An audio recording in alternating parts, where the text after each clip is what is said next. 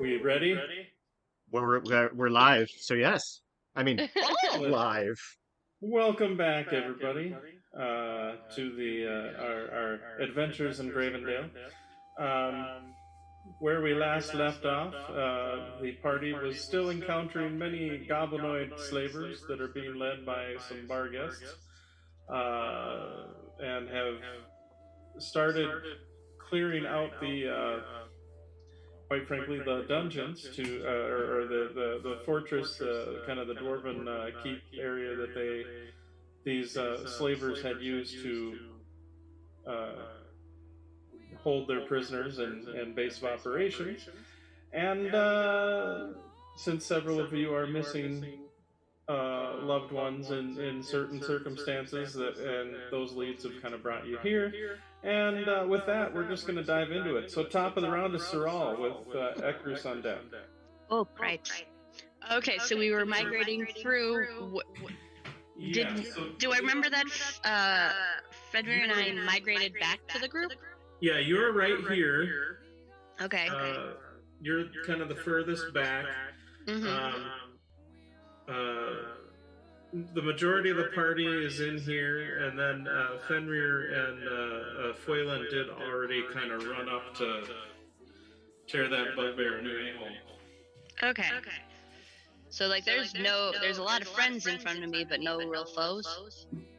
No foes currently. Your friends have kind of cleared it out. Okay. And there's nobody coming up behind us. Not currently, no. Okay. You do hear some sounds of movement and shouting in, you're guessing, a goblinoid language. Do you speak goblin? No. Then Maybe once in my history, but not this current one. Okay, so then you're guessing it's goblinoid voices, but you don't really get much more than that. What would you like to do?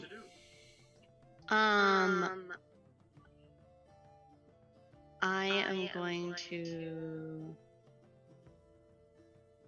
Well, that's cool, but I'm not gonna do that yet. I'm gonna catch up to my friends here. Okay, what is your speed? 20. So move me 20 in towards everybody and see how far that gets me. So 20 will get you to kind of right past the door. Okay. And enter into the room. Awesome. And tweak it out because this doorway actually has lived compared to the other two that have been pretty much completely destroyed. But so that 20 feet would get you about here. So now you do see kind of where everyone else is at. You kind of catch the tail end of, there were a couple of small kind of goblin arrows that sunk into Fenrir a little bit. Mm-hmm. Which makes Fenrir be a bit perturbed. And I can't get up to Fenrir. He's too far ahead of me. Another 20 feet would get you kind of like right around here if you were to dash. Mm-hmm.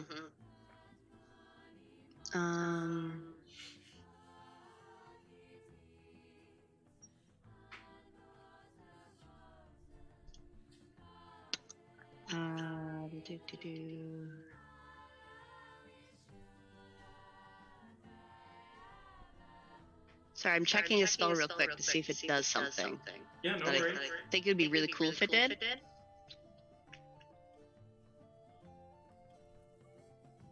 It gives me a time to drink my beverage. Nah. Dang, that would be too cool. I was checking to see if I could tell if someone interacted, if I made a silent image, if I could tell if somebody touched or interacted with it. But no. Oh, you would know if someone touched or interacted with it? Yeah, I could leave it at the door and we could continue forth for a little while, and I know if somebody came up on our asses. But I don't have anything that cool. So, I'm gonna move up closer. Yeah, I'll just do the dash business. Alright, after Sirala's Ekrus, unfortunately David could not be with us today, so we are kind of Jaegering Ekrus for today. Did you want to be kind of right behind Ludema, or did you want to be kind of in front of Kai? Or for that matter, did you want to be off to the side, kind of off the edge of the table? I think of the last one. Okay. Because that won't make it any longer for me to go anywhere. Just kind of Not give me a really, little bit of an no. angle. Because I can But still it does see give you back. a little bit of cover. Yeah, a little cover. I can see the doorway still, and I can see around the corner in a weird, janky kind of way. Cool. Yes. Okay. All right. I think that's all I can do. Not very exciting, but I'm in the room. Now, we're going to rotate slightly.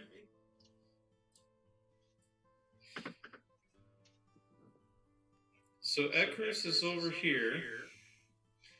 Currently, Ekrus had shut the door after killing a bar guest that had entered into his prison cell to attack him with a couple of hefty spells.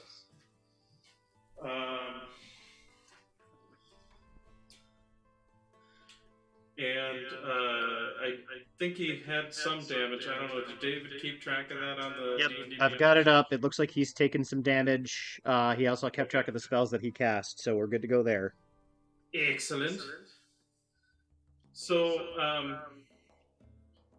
Ekrus does hear the sounds of combat, definitely approaching, and also hears the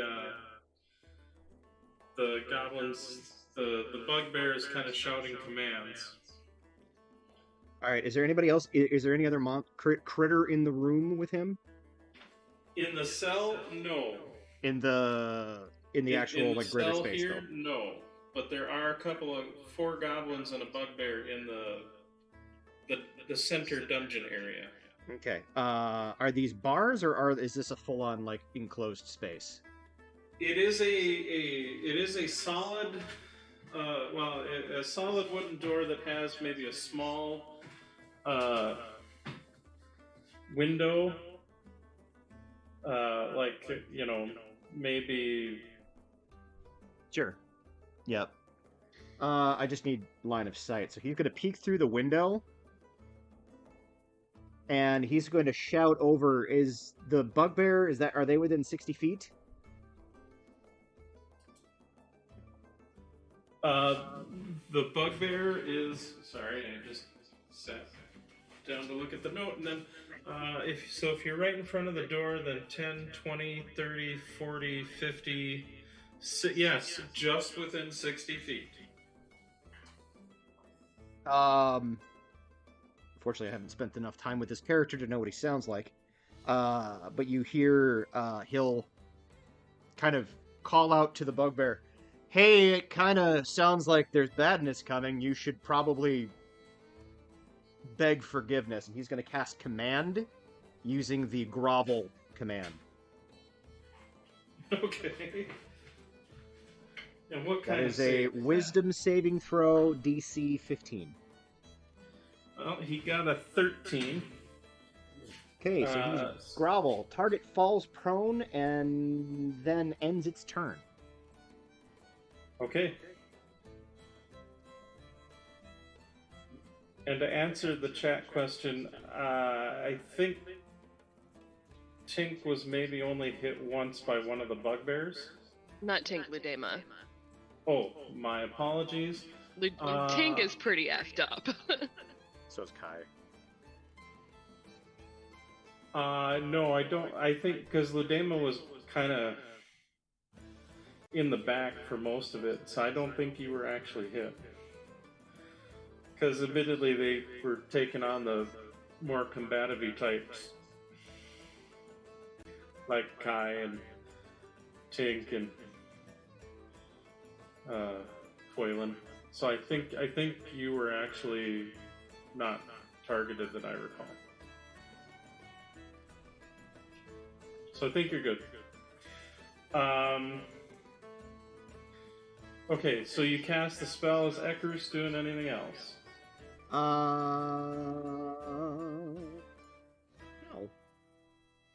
No. Well, there's a Barghast in the room with him, yeah? No. Oh, because it's that's right. Okay. Nope. Well, I mean, there's a dead one. Yeah. No, that's what I meant. So yes, technically you are correct, which Okay. is the. He's gonna just real quick, kind of glance it over to see if there's anything that looks like a mirror on this thing's person. I'm guessing probably not, but he's gonna look anyway. Okay, so you will then search the body for your, we'll say, your move action, or begin to search the body. Right. I mean, technically that's an action, but we'll say you won't get the results till next round. We'll put it that way. Sounds good. That is material. And then the Bargus are out. So then Tink is next with Kai on deck. Okay. Tink, who is bloodied, is going to drink a potion of healing. Okay.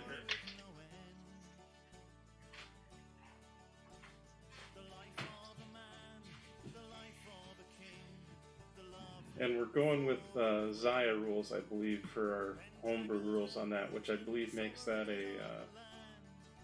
Bonus action?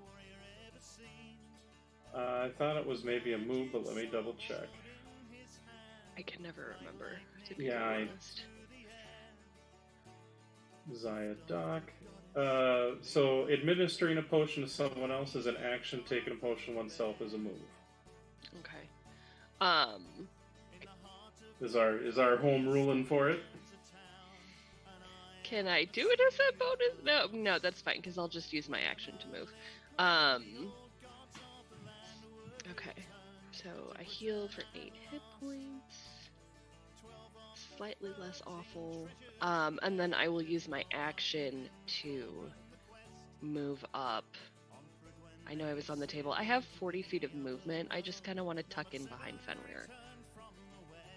Okay. So 30 feet will get you like right here. 35 will be right next to Fenrir. Let's do the 30 feet. I don't want to be just super clumped up. Nope, and that's fair. And truthfully, that'll still give you some cover from the goblins too. So perfect. But you do see, as you can kind of see around the corner, there's a bugbear here, and then this thing right here is a portcullis. So I was going to say, is that the portcullis? It is. Okay. All right. So I actioned. I moved. Don't think I can do anything as a bonus since I didn't take an attack action. And I don't want to use like my last key point. So that'll be. Oh, I have two key points left. Oh. That'll be my turn. All right. After Tink is Kai with the bugbears on deck. Hi.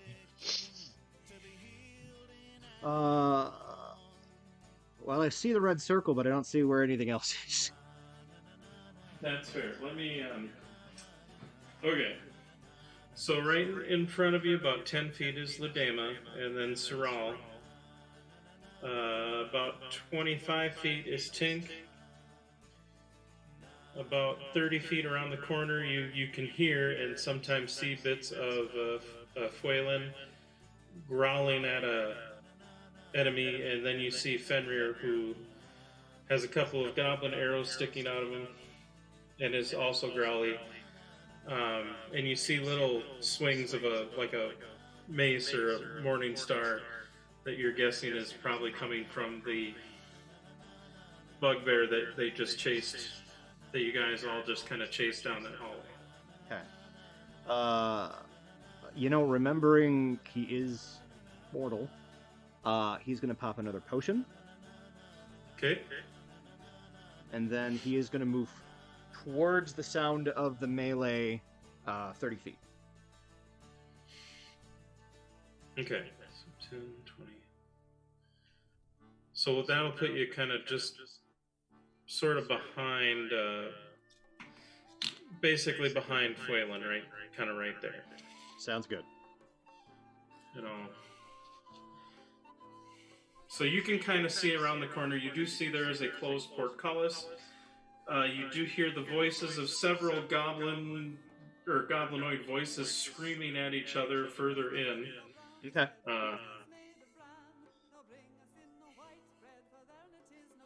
And that's And that'll be kind Kai's of what turn. you observe at this point.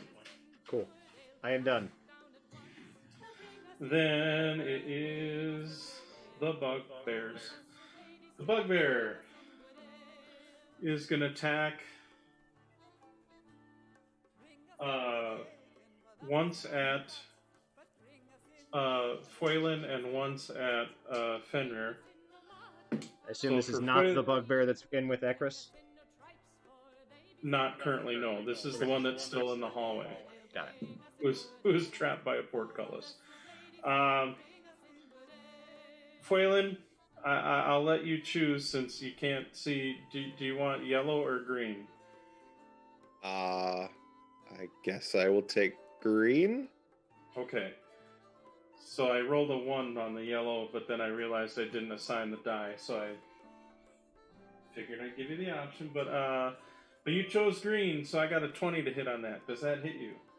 Oh, just barely. So 12 piercing damage.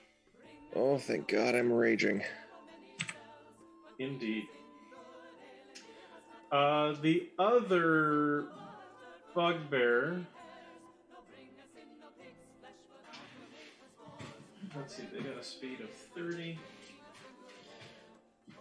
The other bugbear sees the kerfuffle going on and is not going to raise the portcullis, but is instead.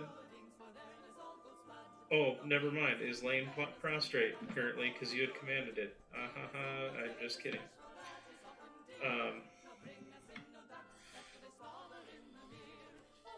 So never mind.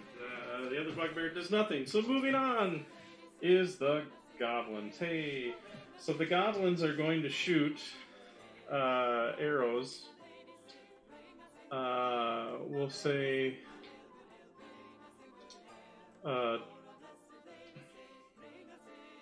Nah, screw it. They're going to shoot all their arrows at Fenrir because he's the big, scary-looking thing.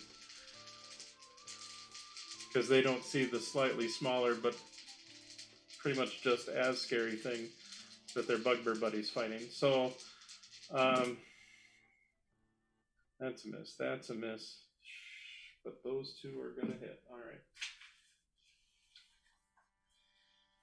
And they do... So you see 2 more arrows sink into Fenrir, who just kind of continues growling in rage, and that's pretty much status quo there. And then it is Foylan's turn with Ladame on deck. Right. Well, Foylan is going to try to return the favor to this bugbear.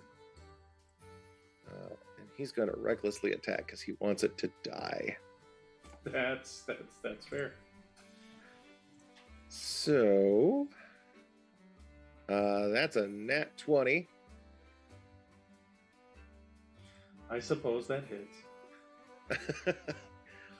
For 20 points of slashing damage. Dear Lord!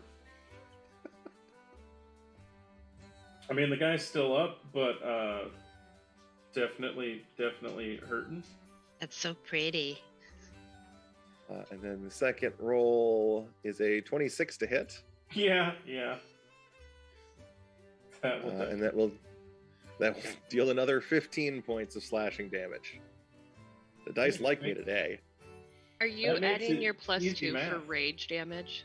Oh shit, I'm not. So plus 2 additional for each of those. Thank you. You're welcome. Just a little extra spice. Yeah. The 22 and 17 bugbear, damage. The bugbear is still up, but the bugbear is very bloody. Oh. Okay. And what action did we decide it was to take a healing potion yourself? A move action. All right. I'm going to do that as a move action then, because holy hell.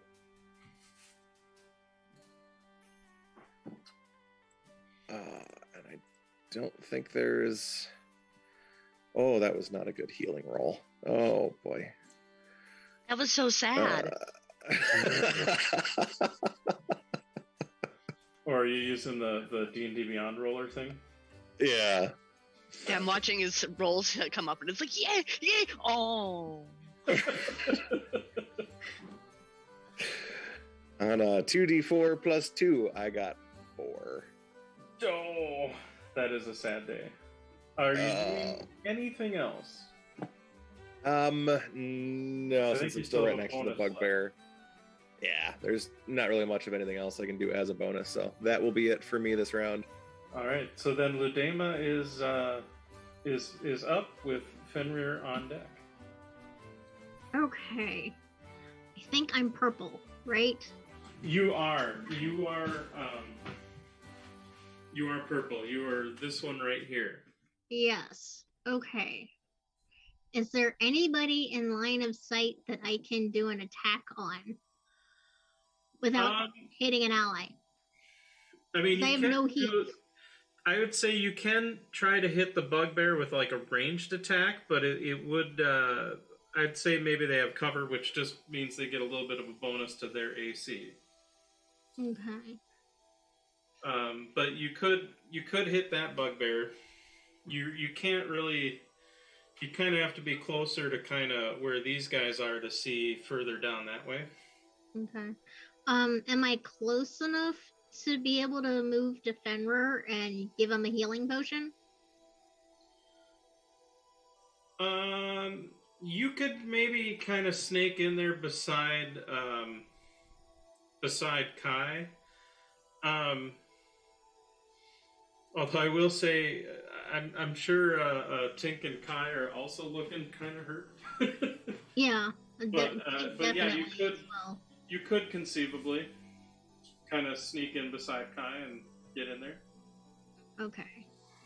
And Tink is definitely hurt, so I have a 30-foot move speed. Where's Tink? Tink is right in front of you about. Oh, in that case, yeah. Let me just hand him a healing potion. All right. I'm just going to take your token out of there for a second. But all right, so you move behind Tink and then take your action to administer a healing potion? Yes. All right. Go ahead and roll for the healings. Okay. That is... Healing potions are what? If your standard one, it's 2d4 plus 2, I believe. Yeah, Okay. 2d4 plus 2. Okay.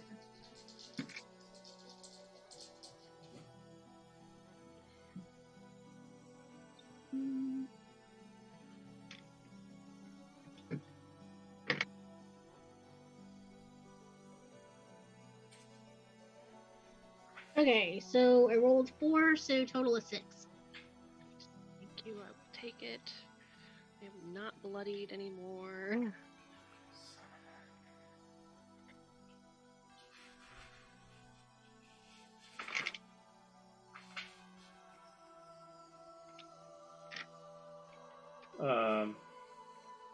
Are you doing anything else then, Ludema?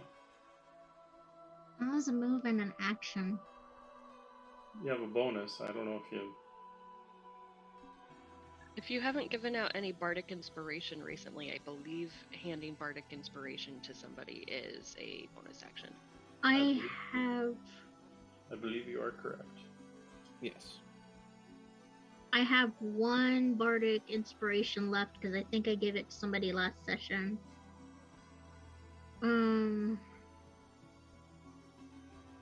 Does anyone know who might have received that?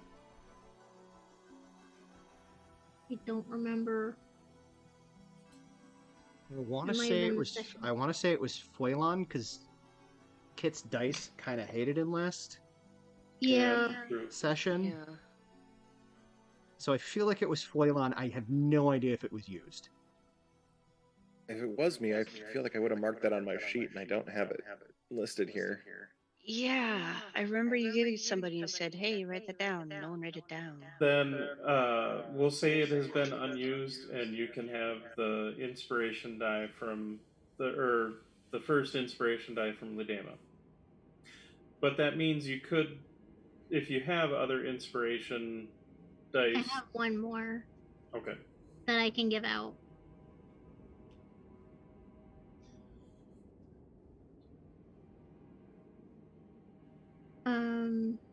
Let's see. I think I'm gonna give it to Edris since he's still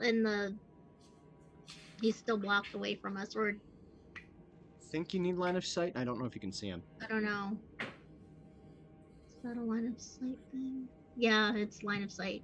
Okay. Within 60 feet. You can, with where you're at, you can see pretty much everybody. Okay. With where you're at. You're close enough. Except for Akris, who is still like 80 feet away. Except for Ekris. But And do we even know Ekris exists? not really, because the only two people that have so far seen any of his handiwork are raging and don't give a fuck. Okay, that's what I thought. Like, I didn't think we knew about him yet, character-wise. So technically, no, we do not know a darn thing about that. And in that case, I'm gonna give Bardic to Tink. Okay. For his next round. Excellent. Your inspiration die is a D8? It's a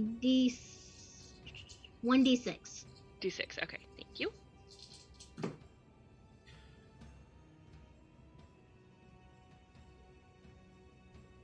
So Fenrir, so if that's it for Maeve then, Fenrir will go at the bottom of the round and proceeds to grab onto the bugbear and swing him around kind of like Hulk did to Loki. I need someone to make a D20 roll and add 3 to it. On it.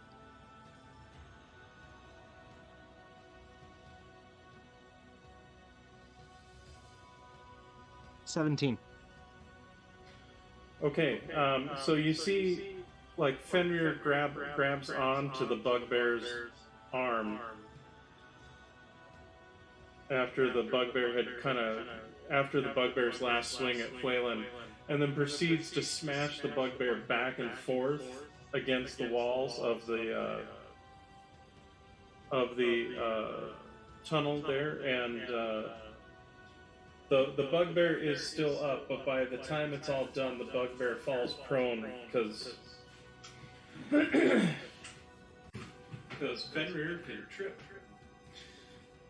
So currently there is an extremely injured and bloodied bugbear laying prone, which in the hall. And that is it for Fenrir, which means then it is top of round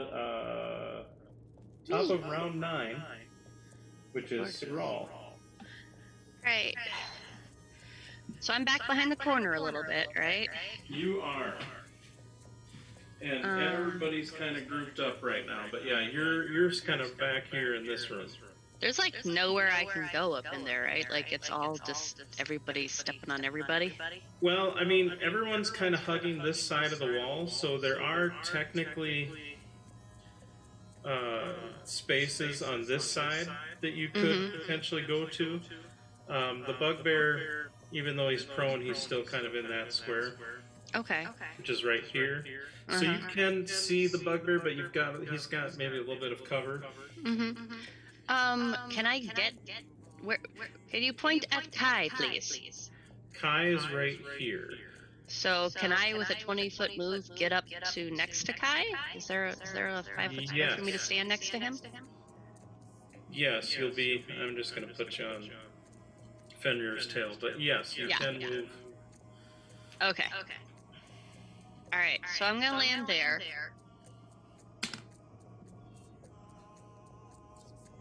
Okay. So how does Kai look? Like health-wise? Like, was that potion enough, or do you need a little more something?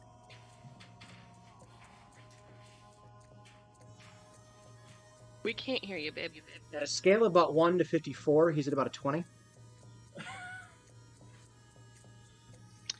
Okay. So, not that Sorrel's really a healer. It's not really a thing she does. But she's gonna poke you and cast heroism. Ooh. You are. I'm assuming you're willing to receive whatever the hell Sorrel pokes you with. Sorrel, yes. Yeah. That's why she's like, you trust me. Because it says a willing creature. You are imbued with bravery. You are immune to being frightened, which I don't think is too much of an issue for you. I don't know, but that's there. And you gain temporary hit points equal to my spellcasting modifier at the start of each of your turns. Wait, so I gain new... Like, they don't stack, I don't think, but at the beginning of my turns, I get new temporary hit points equal to your spellcasting modifier? Yeah. That's For the next minute. Cool. What's your spellcasting mod? 5. Nice. Because I'm super fucking charismatic. So yeah, gain temporary hit points equal to my spellcasting modifier at the start of each turn. But do note, it's kind of like raging. When the spell ends, the target loses any remaining temporary hit points from the spell. Makes sense. So you got 1 minute. Got it. That's badass. That's really cool. It's part of my whole little godling history thing, and it's one of my new toys. I like that background. That was a very cool background. I thought it made sense. She spent like how many hundreds, thousands years hanging out with gods now? Thousands of years hanging out with gods, and is the mother to a demigod and shit. And it's like, yeah, I think some of her comes from gods now. That's fair. Versus her original way back when came from dragons. So, little upgrade. I mean, the original way back when, you had no choice. Yeah, there weren't options. There weren't bloodlines back in 3.5. That's true. That's fair. Are you doing... So that was a move and a casting. Are you doing anything as a bonus? I don't think I really have anything useful because I can only cast extra spells as bonus actions if I'm using spell points, right? Cantrips don't count as bonus. Well, the cantrip has to be something you could normally cast as a bonus action. Okay, I don't think I have any listed that way. Otherwise, you'd have to spend spell points to quicken a spell to try and do it. Yeah, I'm gonna save those for now. So, alright, that's all I did. I make Kai feel a little better. Okay. Appreciate and it. he's not gonna get scared. Crap, I was gonna now look something up real quick, and now I forgot what the hell I was going to look up. Yeah, I have buff So it stuff. doesn't matter. Alright. At least not for the moment. Alright, so then after Sorrel is Ekris with Tink on deck. Oh, okay. How far can one go with a disguise self spell?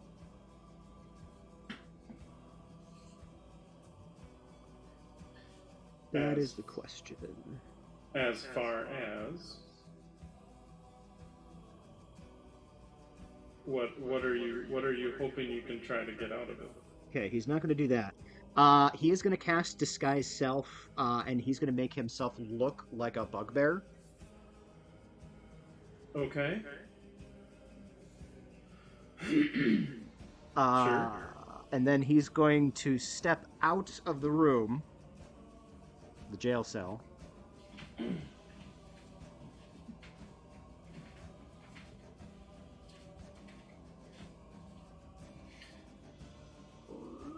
Okay. And he is going to, in a calm, commanding voice, call to the remaining goblins in the room.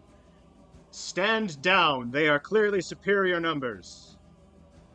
Okay, and where do you want to be standing, like right here? Kind of just having stepped out the door, so maybe 5 feet in front of the door. All right, so we're gonna put you right there then. Yeah, that works.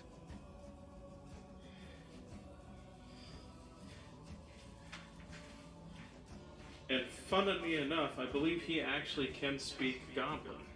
Yes.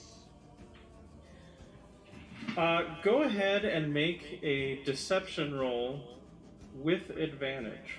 That's good, because he's not great at it. Well, that's, Ha! Dirty... no, just straight 20, I was going to say. Yeah, Okay. roll the 20. And for the Gobos, we're going to say... And their wisdom or insight, they got a 4. Okay, that's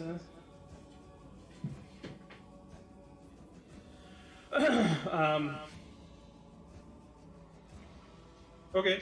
So when it gets to their turn, we'll let you know what kind of results of that. Okay. Tink, That is going to end his turn. Okay, Tink is next with Kai on deck. Yeah, so there's that whole mess of whatever the hell the mess that's in this corner. There is a kerfuffle, yes. Uh-huh. Now, you can move, I mean, you there, I know it's a mess on the map, but there is space you could move around. Sure, I'll move around and in front the of bugbear if you wanted to. You don't. Yeah, have to, that but... I see no way in which this can fail. I will move to the other side of the bugbear, and then I will hit it. Okay. Because I like that idea better than trying to throw my axe through like 4 ally squares. 5, 10. Do you want to be like all the way around to get? Yep. Okay. I mean, granted, the bugbear's prone, so you have advantage. Excellent. And you can't really get more advantage, but if you could, you're also flanking with Phelan and Fenrir. Okay, well, a 22 for my first hit. Yeah, you hit. And this is with the hammer? This is with the hammer. So that is 11 points of damage. You kill the bugbear. Excellent. I will turn and look through the portcullis. Okay. Here's the walls are falling down. I found a way around. It's fine. So here's what you see. There is a bugbear here that is prostrate currently, and there's 4 confused bugbears and 4 confused goblins looking back towards this bugbear, who is yelling something at them in Goblin. Okay. I know Ekris can speak Goblin. Can anyone else speak Goblin?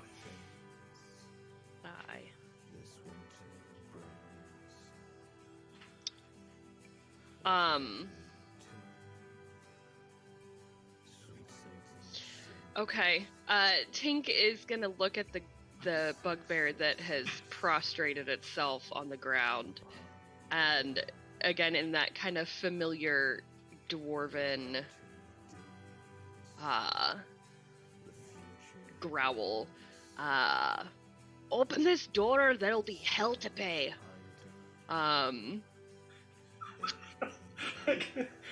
The best part just is locked yourself in your bedroom at one point, didn't you? I could totally see your foster parents saying that to you at some point. Yeah. Yep.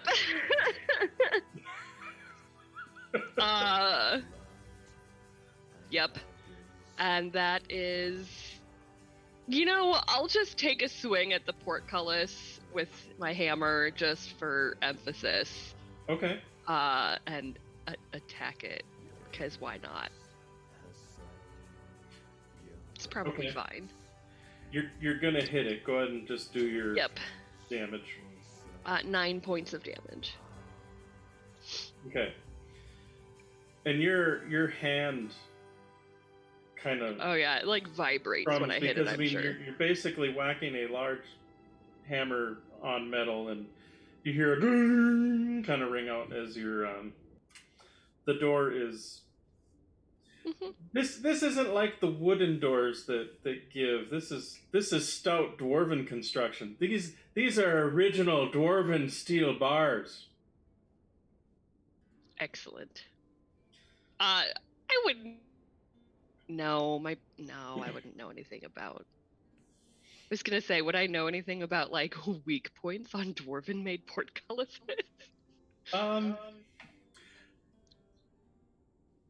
Maybe we'll We get can since get to you that. moved up and Yeah. attacked. We're gonna say for now that's gonna be kind of your turn, but maybe. Okay. And I will spend a key point to do patient defense. Okay. And is that it for Tink? That is it for Tink. Then I believe it is Kai next with the bugbear on deck. Or bugbear on deck. But Kai is going to kind of move. Is there room in front of the portcullis for him to stand? yes. You and Tinker basically can be kind of abreast of each other in front of the portcullis. All right, Oops, well, that's not you. That's you. Taking a cue from Siral's logic earlier, Kai is going to, as he's walking forward, sheath the big fucking sword, and he's going to go full Fezzik on this portcullis. Okay, go ahead and make a strength roll. 9 bars, lift gates, roll. Pretty much.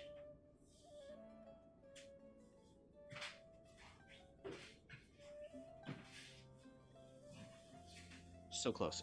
24. So you begin lifting up the portcullis, and I'd say you're kind of like you probably have gone to the sort of standing deadlift position, so it's about at your waist. Okay. Roughly. Gotcha. So maybe well, you're a slightly bigger guy, so probably like 4 feet-ish of clearance. Okay. Or a little over 4 feet of clearance.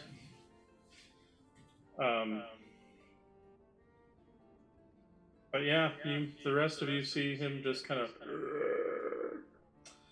Siral, you can actually, anybody who's nearby hears him kind of go, "Oh, I remember I was stronger once."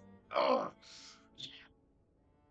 Tink is just kind of looking at him with this mixture of like awe and surprise and maybe a was like, dear God, what if that thing comes down? Carefully, don't give yourself a hernia. I'm more worried about my back. I'm not as young as I used to be. Oh, hemorrhoids are a thing too. You're like, literally, that gives you like hemorrhoids. Is that helpful? Okay, duration. Okay, that's what I got. After Kai, then, is the bugbear, who sees somebody opening the portcullis, not liking that, and wanting to do something about it. So we'll get up from prone, and we'll move up. Okay, fine, wall. We'll let you down. Just That wall really does not want to be there. It does not. Dwarven Forge is great, but it ain't perfect. It's great, but it ain't perfect. So, Kai, that one is going to swing. Actually, it's going to swing once at you and once at Tink, I think, because it needs to hold the fort, and does start yelling in Goblin back at the goblins. It is at disadvantage to hit me. Okay. Since I can't move, it might be an advantage to hit me. Yeah, I'm going to say for you it's probably going to be advantage because you're holding up the portcullis. Yep. So for Kai, does a 18 hit you? Yes. Okay, so that'll be 12 damage, piercing. And for Tink, Even on the lower result, I rolled fairly well. Does a 19 hit you? That is my armor class. Okay, so that'll be 12 piercing as well. I rolled a 14 and 15 on the die. They were pretty decent. And for Ekris, he hears is like, "You stupid fools! Attack! Attack! They're gonna kill us all!" However, the goblins rolled like a 4 on their insight, and so they are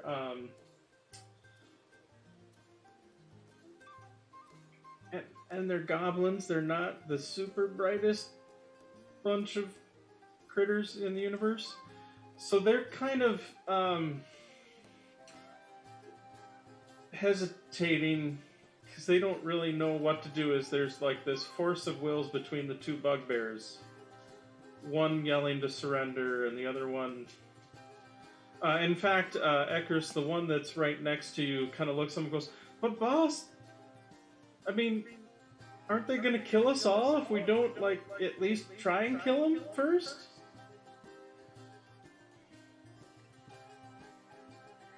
But that's I it will for respond on the Ekris' turn. And Fuelan is next with Ludema on deck. Alright, as a move action, Fuelan is going to down another healing potion. Okay. And hopefully get more than 4 hit points back this time, because he could use them. Goody. I got a total of 5 this time. You asked for more, you got more. Technically correct, which is the best kind of correct. He literally could not have gotten less. It was either going to be the same or more. I mean, that's what you get for being non-specific. If you're gonna That's put true. that shit into the universe, That's you true. gotta be specific. Specific spot. That's fair. That's fair. And then as a bonus action, I am going to use my racial ability and move up to the bugbear on the other side of the portcullis, just kind of ducking under as it's being held up. Okay. And how far do you want to, like, move, like, literally on the opposite side, like flanking, kind of? Yeah, sure. Let's do that. Because what's your speed? 45 feet. Okay, so easily enough done. Beautiful. And then I am going to swing with my great axe at this guy. And you are, for all intents and purposes, flanking with Tink right now. Beautiful. I'd say Don't even not need as to be much reckless. with Kai, just because Kai is holding up the portcullis, but Sure. Let's see here. regardless, it's flanking. You'll get advantage. Ooh, very glad I have advantage. 21 to hit. Yeah, that'll hit the guy. And that will deal 1 on the damage die. 7 points of damage. Okay. Second attack, though, 26 to hit. That will also hit. And that one will deal 13 points of slashing damage. Crunk. Ka-slashy. Okay, I mean, it's still up.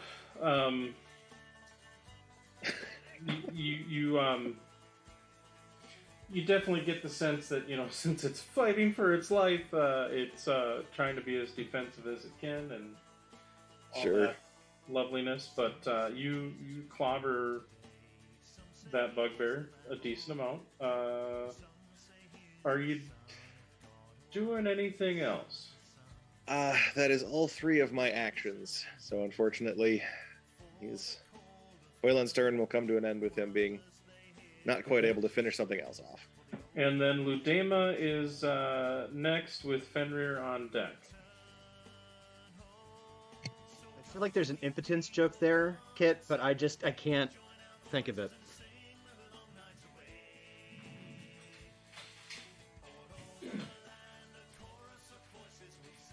That's alright, I'm sure it'll come to you. It's not 2! Sorry, that was mean. I apologize.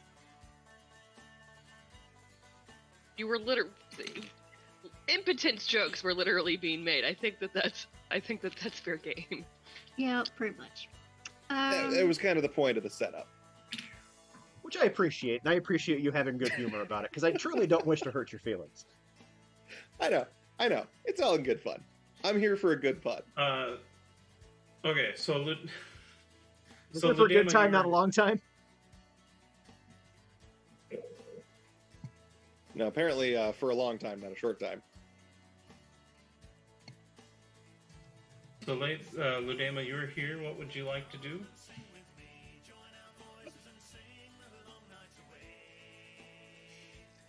As I'm trying to get us back on the rails. Fucking A. Alright, damn it. I'm teasing. I love y'all. Come on, we had fuck pants from the first game. What do you expect from us? Oh, We that's had right. fuck I haven't pants referenced before, the fuck and now we pants have yet. Thank impotence you. jokes. You're welcome. I gotta find an opportunity to reference that again. Yes. Currently, you're Okay. naked, so You knew what you were getting into, Bryan. Yeah, you're right. Yeah, You have that's nobody my but fault. Maeve to I've volunteered blame. told him. I can't argue that. Okay. Kai is how bloodied? Uh, Pretty bloodied. yeah. Okay. 13 out of 54. Okay. So did you remember to take hit He points? attacked me after my turn, Oh, so I you had full hadn't hit gotten- points when he hit. I had full hit points when he hit me. I will get new ones at the beginning of my next turn. Right. But- Okay, yeah. so you already used up your temps. Okay, cool. I did. I yes. just want to make sure they were used. They were. I got you. okay, so would it be beneficial to go ahead and heal Kai, or is he gonna be back to full health at the top of his next turn? Well, no, he'll have 5 Well- additional hit points from where he's at right now, but he won't be anywhere near full health. He is kind of vulnerable right now because he's holding up the portcullis, Okay. which is no mean feat because that's Soral's Usually- strong opinion is to heal him. Yes, okay, that's, yeah. Then I'm gonna go heal Kai. I okay. mean, Kai's ambivalent, but he appreciates it. So just to let you know, it's probably like 15 feet to get kind of behind Kai. That's fine.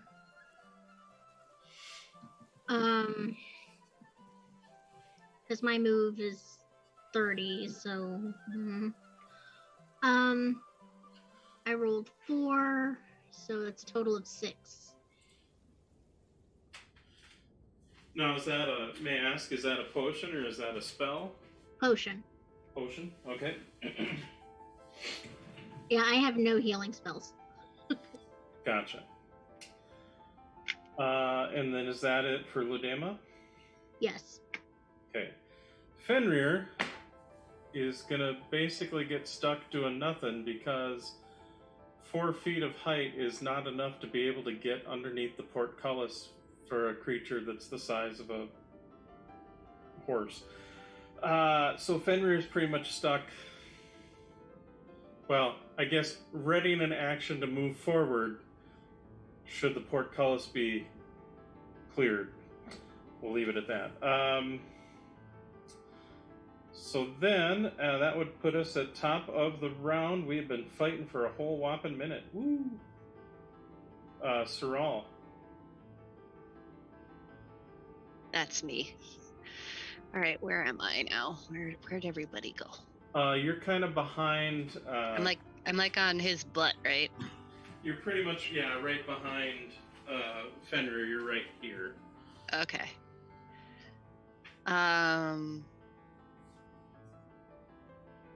I don't think I can move through all that mess. I mean, you can move through allied squares, I but suppose.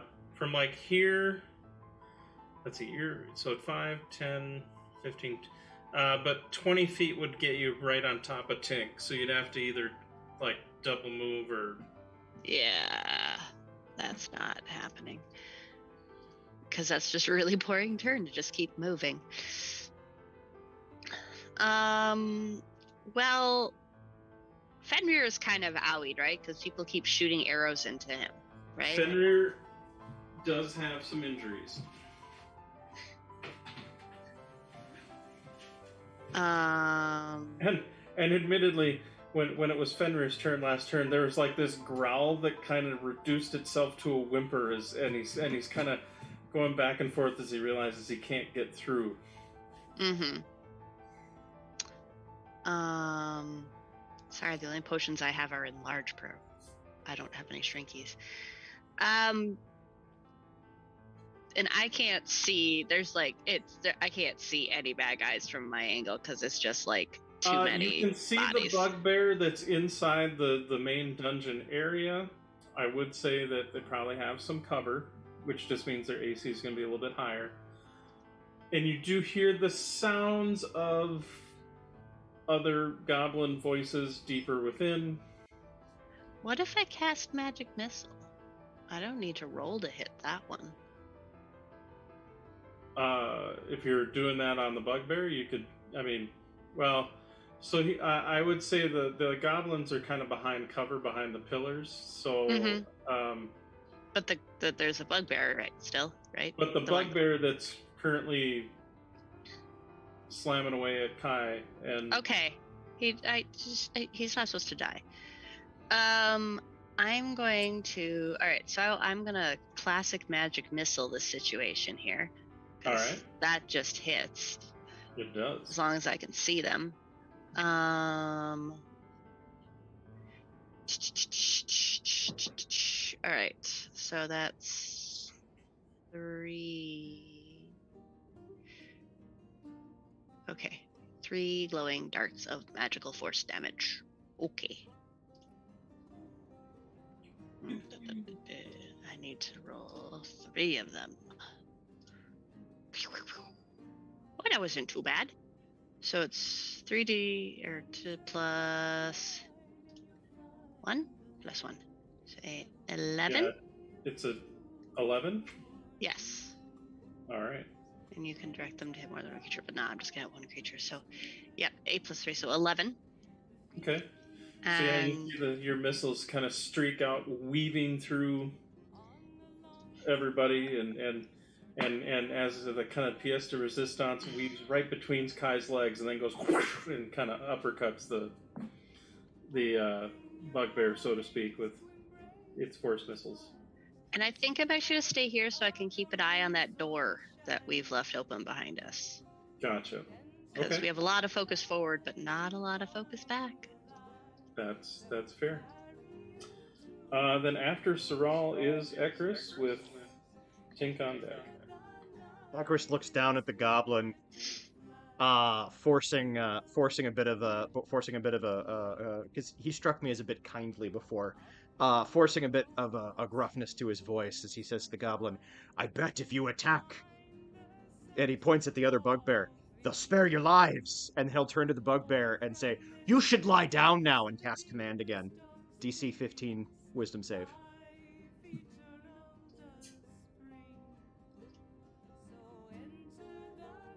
Yeah, okay. And you hear kind of a growl of impotent frustration from the bugbear as the bugbear lays down yet again. Because he rolled a whopping 8. Woo! Yeah. And then in common, he will address those coming into the door is, "I'm trying to help. Please don't hurt me." And maybe not the goblins if they do what I asked them to do. And that'll be his turn.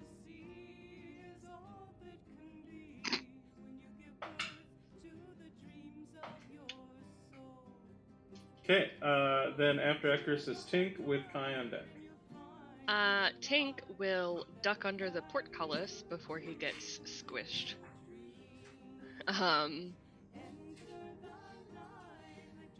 Is there a way for me to still flank with Fuelon from that side of the portcullis? Not with Fuelon, no. Okay. I mean, you could attack and then move. You could attack and then move, that's true. That's true, let's do that. I'll attack and then move. Alright. Don't forget you have bardic inspiration. Both of you, do, but I actually. also have advantage on my attack rolls right now. You have advantage, yes. He's prone, you'd have advantage anyway. Oh, Oh, that's true. It's fine. I am assuming a 22 hits. Yep. 11 points of damage. Nice. Still up, but definitely bloody. A 25 will hit. Okay. For 8 points of damage. Hey, that makes it easy math. Still up, but definitely very, very bloody. And then I will duck under the portcullis. He's prone right now, yeah?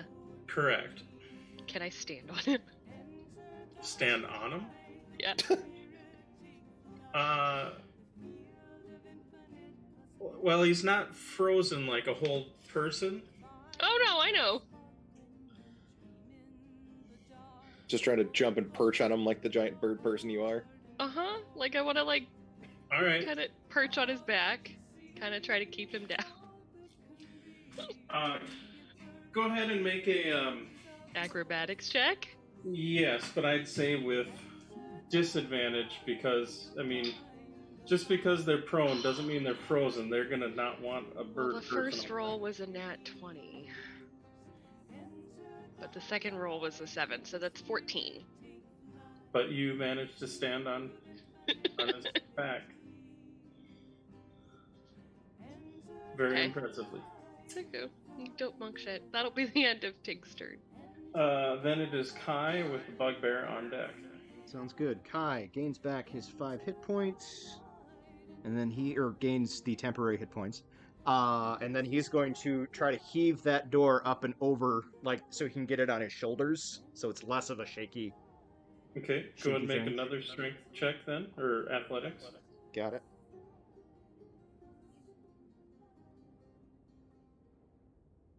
Is it strength or athletics? Did you have me roll strength last time?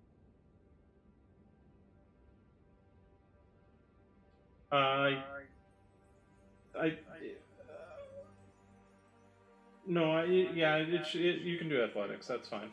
Okay, then 27. Okay. So you managed to kind of sort of clean and jerk to get it up so that your arms are now kind of extended and locked in, holding it up.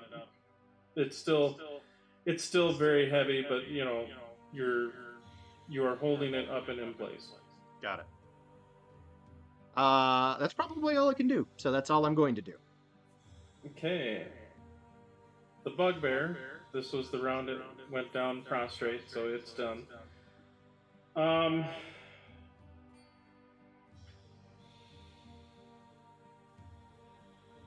The goblins will now seeing more people flooding in through the portcullis now that the really, really scary big guy of many scary individuals, but is holding it with Herculean strength. They look back towards Ekris and then kind of put down their bows and their scimitars. And it is Fwaylin's turn. Fwaylen would like to smash the absolute shit out of the bugbear that is on the ground. That is fair. And that is with advantage because he's prone, right? Yeah. Beautiful. But that's not great rolls. 14 to hit, even with advantage. No. Ow. Oh my god, it even worse. 13 to hit. Apparently I used all my dice luck early. Did you use your inspiration? You can add a d6. I don't... I think I'd still have to roll fairly high in the d6 to actually beat their AC. Well, what was the highest one you rolled so far? 14. It's up to you. You could give it a shot. Yeah, why not? We'll give it a shot. We'll see if this D6 likes me. No, that's a 3. So 17 then total? 17 will hit. Ah, ha, ha. I get to do some damage. I feel like Fuelon swung at it, and Tink was like, "Oh, sorry," and like moved a foot to give Fuelon a little bit more room. That's my headcanon right now. I dig it. That'll be 13 points of damage then. But so close, but the bastard's still up. All right. And that'll be Fuelon's turn for the round. Okay, then it is Ludema. Okay. Let's see.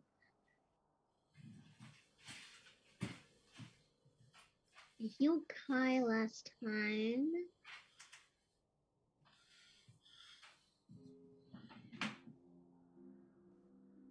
And just to let you know, you're kind of standing kind of right behind Kai, basically. Mm-hmm.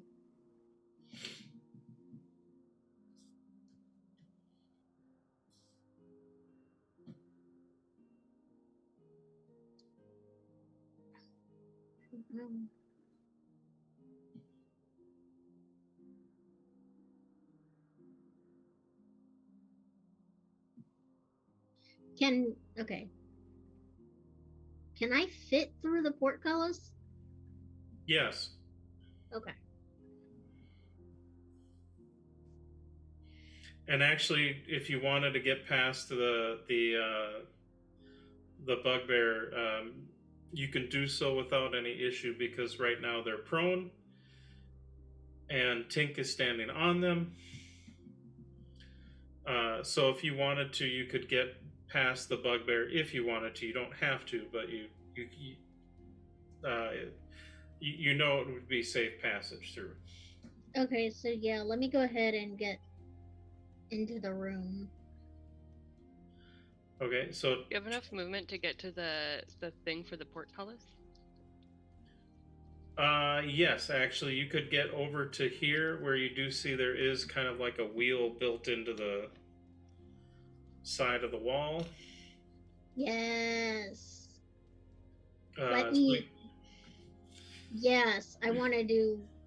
I want to make sure the portcullis goes up and stays up.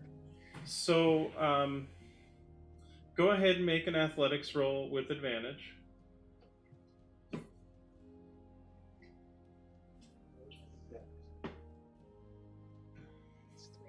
Okay.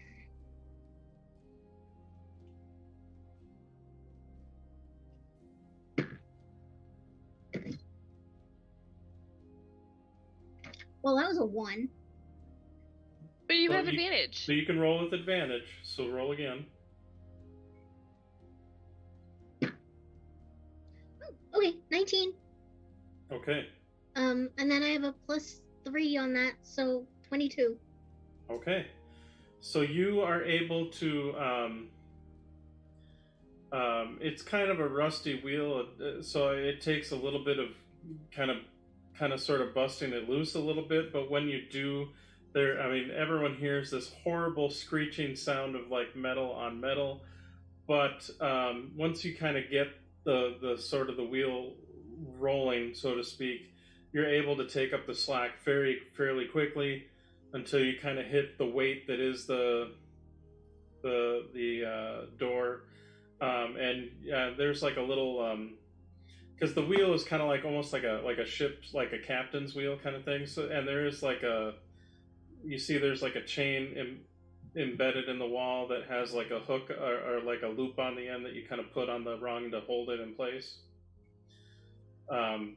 You're able to do that without any issue. So Kai, all of a sudden the weight's you can kind of feel the weight kind of give way as Ludema kind of locks it into place. Oh, that's better. And Fenrir is gonna stay put because there's still a lot going on right in front of the portcullis.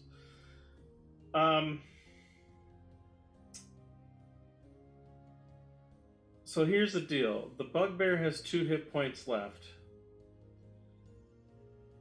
With all of you there, we're going to just kind of like bring combat to a close, because realistically, one of you only needs to breathe on it heavily and it's going to die.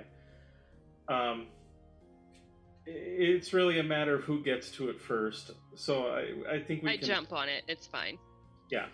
It's my turn. I magic missile. He's dead. Full Krav Maga, knees down, just... But that being said, the party as a whole sees that there are 4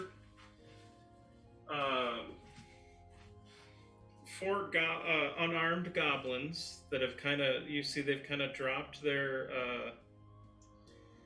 weapons and are kind of back out, kind of go to the back of the room, and you see a bugbear.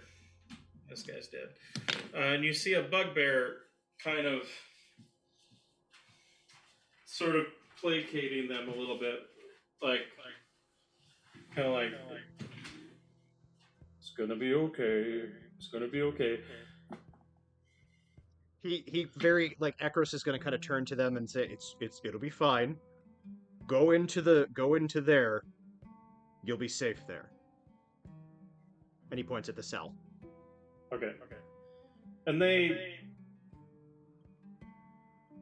hesitantly do, because they know what a cell is. They're not completely stupid. And then he just closes and locks the door and drops the disguise. Okay. So for the rest of you, as you start pouring into the room, getting prepared for whatever's next, you see all of a sudden the bugbear, after shutting the door and barring it, turns into a... pardon me, I'm burping. Crap, and now I'm total brain fart. Yeah, I was gonna say Furball. Furball. Which, of course, you all... And then as soon as that happens, you hear a bunch of groans of like, son of a...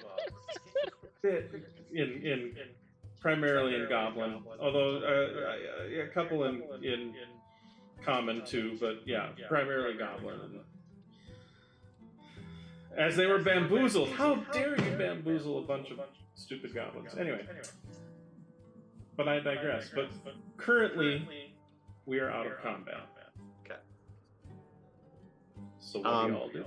I know nothing about Ekros' story or backstory or anything like that, so I imagine he introduces himself and tells people who he is and why he's here.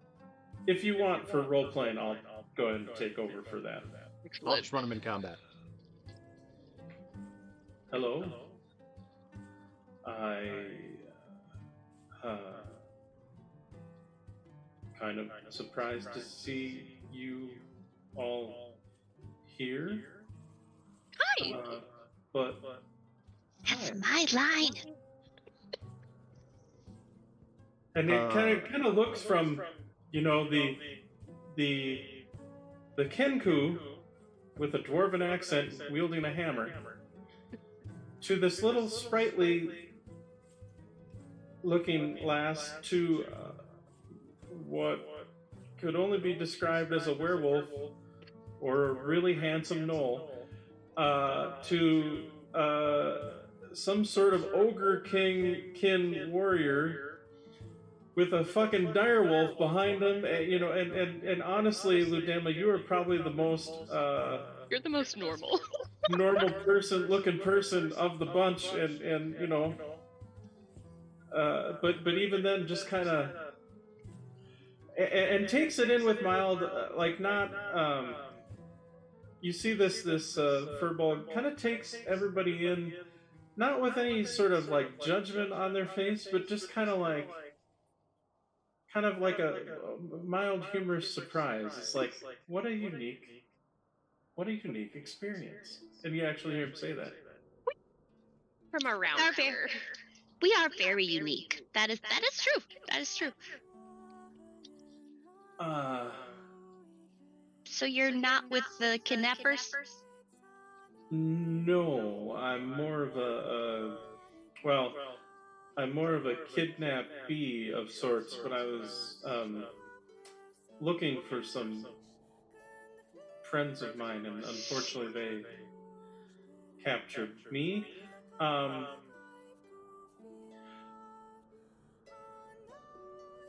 I see some of you are injured. I can help with that. Like, Kai has not moved forward during all of this exchange. I imagine he kind of stepped through the portcullis and is now, like, stretching and kind of rolling his shoulders. Sure. He needs healing. He won't admit it, but he does. I mean, I'm willing to admit it. I'm just Like everyone else nodded. I'm just worried I Wayland saved the doesn't disc. And Wayland, for I his take part, it is you not are very... not a part of the slavers and kidnappers? Considering that you killed many of them, I'm guessing? We're here to rescue you and others who have been captured. Right? That's our plan, right? Yes. Yes. Cool. Yeah, that's why we're here. Then allow me to assist with some healing. Wayland do? Yeah, Foylan was saying something. Sorry. Wayland is kind of ignoring the conversation for the most part and is checking the other rooms, coming like offshooting the main Looking at room their here to see cells. if checking if there are other cells, if there are any other creatures in them, or if those are like There rest rooms are... for them. Yes, absolutely. So, Foylan, for you, there are other cells. Very similar to the one in the back where the goblins are, which we'll throw them back there. There are cells. When you kind of look in them, the doors are wooden doors with a bar, kind of like what you saw in the other areas of the dungeon. But as you kind of start taking a look at them, you do see that they all appear to be empty. However, go ahead and make a. I'm going to say, I know normally you get advantage for smell and for hearing for perception, but I'm going to say go ahead and roll an investigation, but I will give you advantage because it is based on smell and your animal senses. Well, we'll see how this goes. 11. Okay. Judging from the smell, these cells held people, even though they're currently empty. But they did hold people. Not maybe a few days. Fairly recently, probably within the last day or two, maybe. Or maybe even a little bit sooner than that, but you do get several scents of, slightly fresh urine in the corner or whatever, your animal musk. I mean, you've been a werewolf for a while now, so you're kind of used to processing those factors to kind of figure out the math a little bit. Yeah. And being a bounty hunter doesn't hurt either. But you think people have been there recently in all of the cells, and have only maybe recently been moved again, maybe within the last day or so. Okay.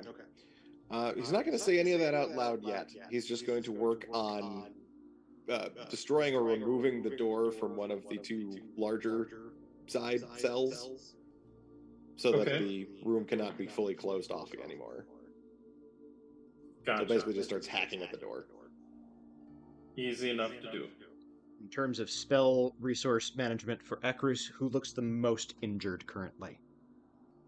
Kai, I mean, on a scale of 1 to 38, I'm at like a 16. Okay. I mean, Foylan also seems pretty fucked up, but he, again, is really not participating in the group conversation. Well, so here's the thing. Can we take like a short rest? Do you want to take a short rest here? Tink would like to take a short rest.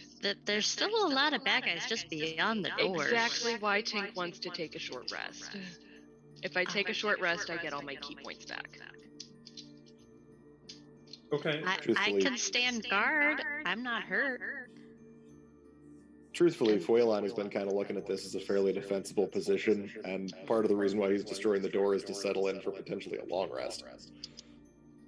Okay. Well, and you know that if you're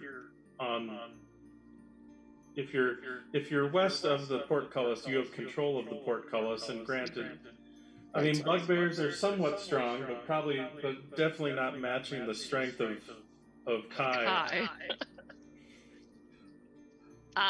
Tink will kind of just look around at everybody and,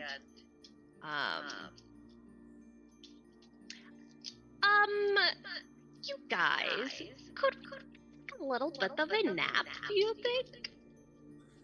Like just a little one?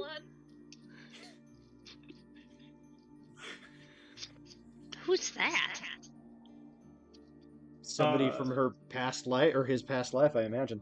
Well, yeah, but definitely more of a feminine voice. Not the growly dwarven voices that you heard before. Definitely not a voice you guys have heard yet. Kai tries to exchange a significant glance with Fenrir and realizes that's not going to work. And I mean, it's probably not the worst idea. That way you can save your spells and we can gather our wits. I can stand guard.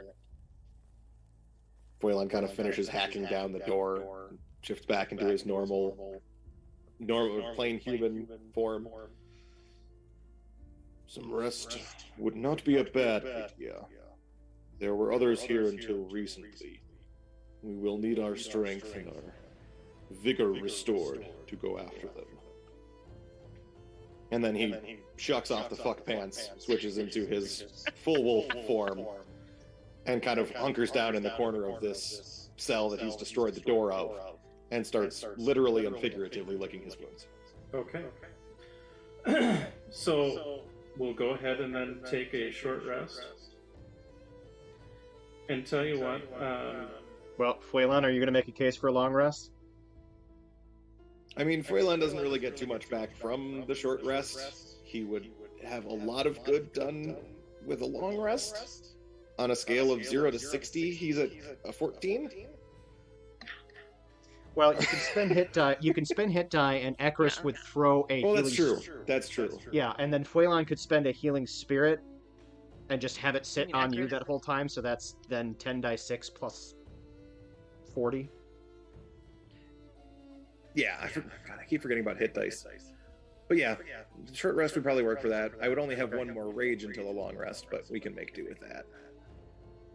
So yeah, let's Foylan is going to just use the healing spirit to kind of top everybody up, so we have to spend less hit die.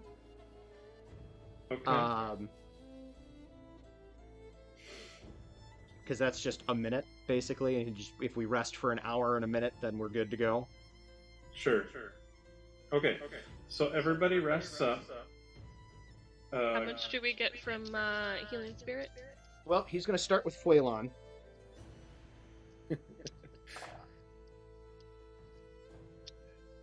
10, 12... Yeah, before those 2 healing potions that I was down to 4. 26. Or no, 5 hit points. 4 is 20, 26. So heal 46. Where's that put you? 46 would put me at max. Okay, that was 30 seconds. So Well, then... healing spirit is a number of heals. It's just the spell can last up to a minute. Right. Oh, I misunderstood that. Okay. Yeah, it heals once plus an additional plus whatever your spellcasting modifier is. It's once plus... So like if you have a +4 modifier, it heals 5 times. Take off... 3... 8, take off 12 hit points of that. Okay. That's fine. Oh, nice. Pick me up. So instead of 46, you heal 34. Yeah. That's not That terrible. is still huge. That's not terrible at all. All right, so Healing Spirit is a second level spell. So I'll take that Fenrir on. only needed 2 hit die to fully heal. And with all of that We healing, spend- Fuelan only needed 1.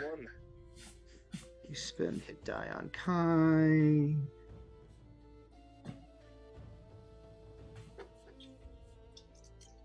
As soon as I remember how to do it on D&D Beyond. Quick short rest. You just click the short rest button. You can actually, as you click off your dice, it'll tell you however many D whatever plus your con. And you can actually roll it now. Yeah, you can actually just click on it. It's super nice. And it auto does the healing for you. Yeah. Frickin' handy. Also, new updates to D&D Beyond to their encounter builder. I don't know if anybody uses it. I use it for the campaign that I run. It now tracks everybody in the party's hit points and like death saves if you get to that point. That's awesome. That's shows you super their helpful. Shows you their AC, like their passive perception. It's beautiful. Sweet. Very cool. May actually start using the encounter builder. Well, I was using it, and it was slightly problematic because it was missing things, and I used it last night for an encounter I did with my group, and like, I was giddy excited over all the new things I'd added to it. I feel it's only Yeah. going to be a measure of time before they kind of roll out their own virtual tabletop along with everything else they've already done.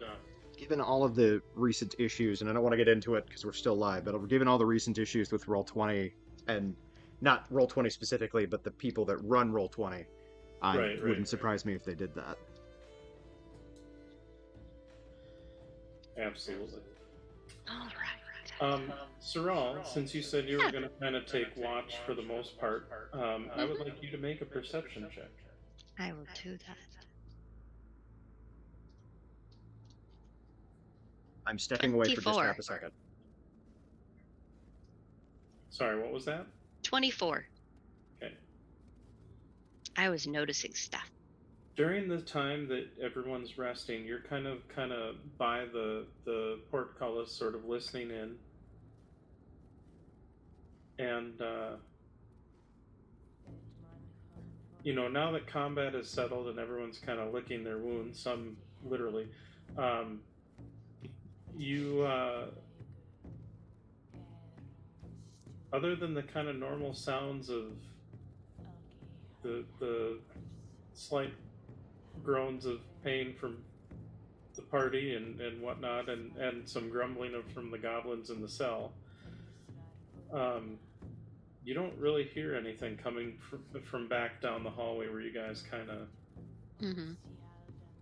entered in on. In fact, it seems pretty quiet. And in fact, after your short rest, I'll be honest, she probably would peek to the corner there where currently Fenrir's figure is, and like try to peek down the hallway a little bit, like not leaving the group, but just being like, well, I figured you'd still kind of stay close to the group, so I'm assuming while the group's resting, we're not necessarily going very... Oh no, just like that like 15 feet, just to see if I could see anything down the hallway, since it's like, but still only at that corner, really, just so I could be like, but here's really? Nothing? Here's what you all discover as you kind of come around sort of back the way you came and go back to this hallway. You see that the door that was kind of in this hallway is open. And in fact, as you look in, you see there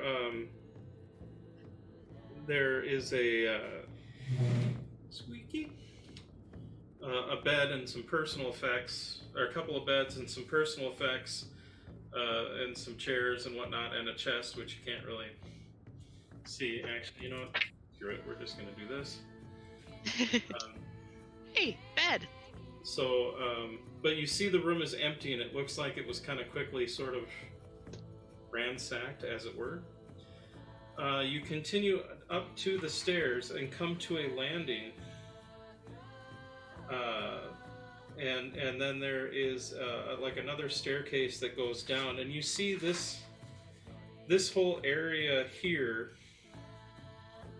is basically kind of like a cove, and there's sort of a cave opening here, and you see the ocean. Oh. And it does appear that there are some mooring lines that were chopped, and like a plank and whatnot that was kind of left. It looks like some stuff was left here haphazardly. And very far off into the distance, you see a black dot. I think they took a boat. Does anybody got a boat? And it appears to be sailing to the south, as far as you can tell.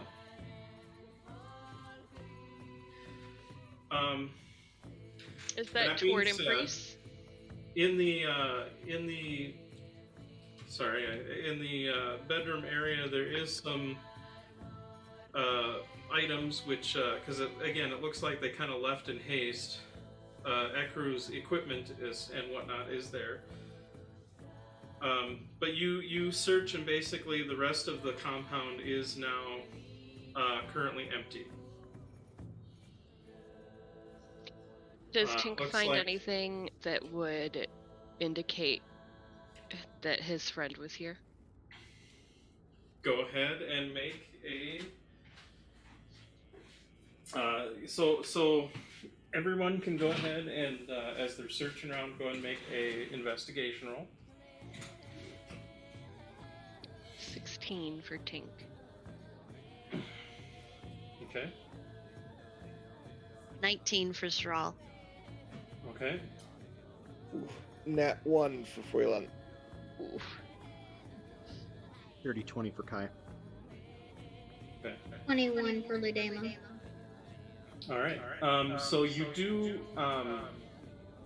You are able to find what looks like are some. Like a kind of like a ledger, almost like a logbook for this place. It is written in Goblin. Luckily, Ekris is like, I can actually read this, and appears to kind of go down as like much of this is a kind of a journal / ledger. It looks like they've been doing this for quite a while. It seems that they went a bit underground when about a year or so ago, when a bunch of adventurers took out a large slaver ring in Prix de Longueuil, but Yeah, we did. but it looks like they were still operating.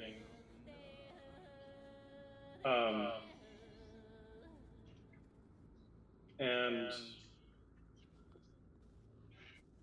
I see. It looks like the ship that was maybe moored there is named the Gillyweed, and was sent to go out to the port of Oddity in the Badlands.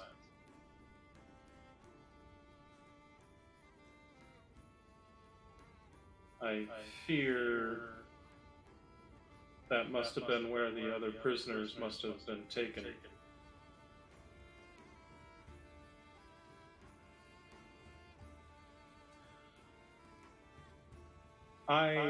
As I mentioned, I am also looking for individuals that have been taken and kidnapped by these slavers.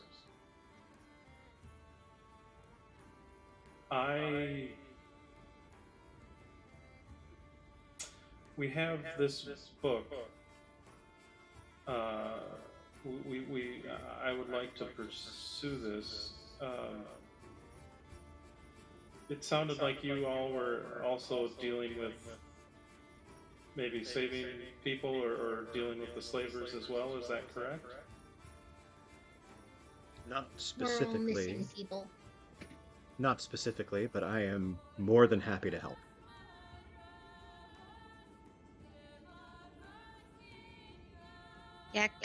fine. I just joined in because it's the right thing to do.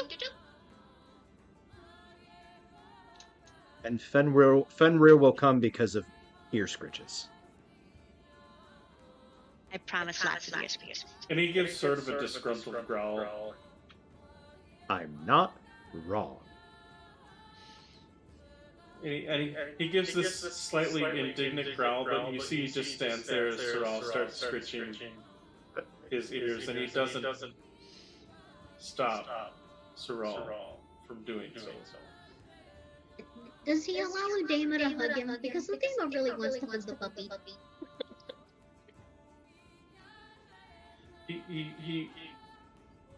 He does. But you feel, and you feel this almost kind of frustrated whimper because this is not normally what a blood wolf is supposed to do. He's a big bad puppy. Blood wolf is supposed to run their enemies down before him and throw Simba off a cliff, and You still get to run down your enemies. You just get lovings afterwards. It's still the best fucking thing that ever happened in game. Yeah, that was beautiful. Tink loves the puppy, but let's be real honest, he's not getting between Udama and her puppy interest.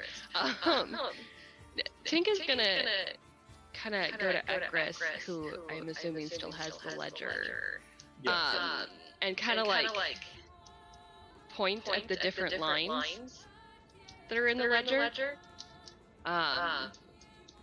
Read it to me, lad. Okay. He's trying to find out, like, are these descriptions of prisoners they've taken? Like, is there any identifying information to where Tink can find out if Calandra was taken here or not? Okay. Go ahead and make a. I mean, it's not really persuasion, but we'll say. Go ahead and make a. We'll call it an intelligence roll. No, actually, let's not do that. Bear, go ahead and roll Ekru's insight. That's probably better. Check. I mean, my insight is fantastic. So is his. 25. And you see, he looks for moments like, okay, what looks to be what they loaded on with the group, and what I maybe saw a couple of them, but not really all of them from where I was in prison. But there were, as far as the ship, there were about 20 individuals that were taken. Which, realizing now how big the cells were, they were packed in, like in the dungeon area, they were packed in like sardines, not surprising. Pink is like nodding and like... There's a list of, like a good half of them are halflings. There are several humans. There is a female elf listed, which is interesting because any of the females are noted, the males not so much. And there is a female tiefling, and written in goblin lettering is an XOTIK. Exotic. Oh, T-I-K. Okay. Yeah. Because it's goblin spelling. Okay. Tink looks a little sad and just kind of nods his head.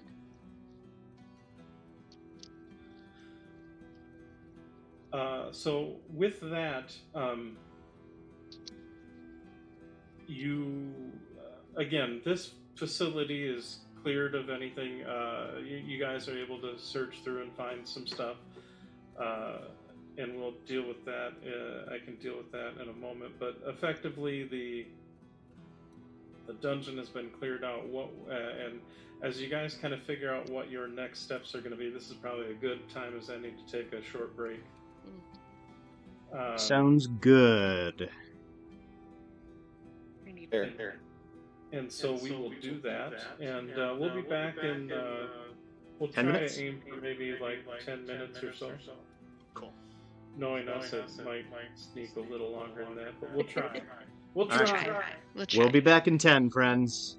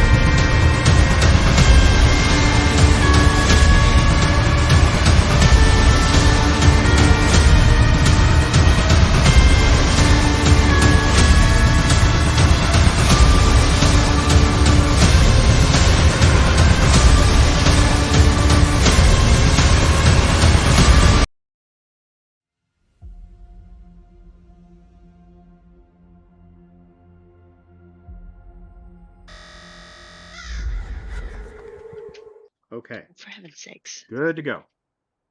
Yay! Welcome back, everybody. And as we continue. So, in your investigation, in addition to finding kind of the journal / ledger of this operation, at least on this end of the operation, you do find, because admittedly, as you guys stormed the place, they GTFO'd and left several things behind, including some conveniently placed treasure, because there you go. So there is some monies and items and things that you are able to find, basically. And granted, some of this you're thinking is either payments to the goblins from those abroad, or monies and gear taken from the people they've enslaved so far and kind of processed. So what I'm going to do, it's kind of broken down into two batches here, but I'm just going to copy this and throw it in our G-chat just so you can kind of see. You're able to identify everything without too much issue because it's mostly potions and a scroll anyway, as far as any of the magic-y stuff. I have a question. Yes. Do any of us want to talk to that pile of goblins that we have locked up in a cell? Like, do we think they could be a source of information? Not that I can do it, my character personally, but Ekris could do it. But Ekris could, work as translator. And side note, also, if this place has been abandoned, we're kind of condemning them to a slow, nasty death if we just leave them locked up in there. Also, so I's not gonna let that. No, that's not happening. That's. I have plans. Don't worry. I just didn't want that to get Nope. walked I past. have thoughts. Bryan looks down at you, Sorrel, and says, "I could eat them." I know, but we generally don't do that. I know. He just sits, and he sits like he was sitting down. He says that, you say that, and then he just kind of lays down and just sighs. Your own lips, goblins don't taste very good. Sorry. I mean, they don't, but I mean, if you want Ekris to kind of question them a little bit, he's the only one that speaks Goblin, and he's got sufficient insight to kind of glean if they have any useful information.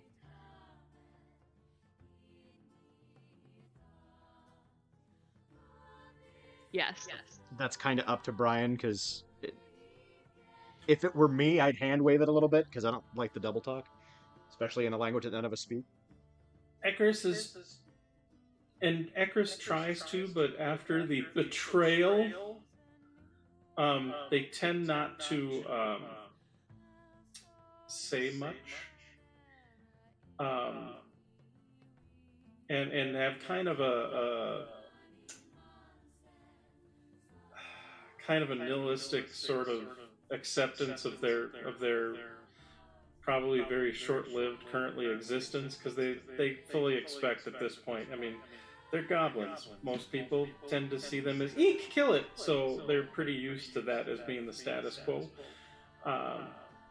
And really, they've all kind of just sort of accepted their fate, but they definitely are not loose-lipped about the organization because of Ekris's betrayal. You said that we saw that the ship was heading south toward where?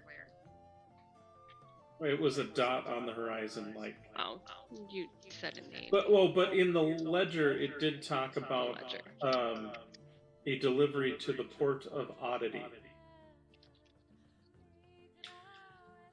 For those of you who would like to, you can go ahead and make a history check. Or if you have, do any of you have like a sailor background? Okay. Then we don't have to worry about that. I got a 19. I also got a 19.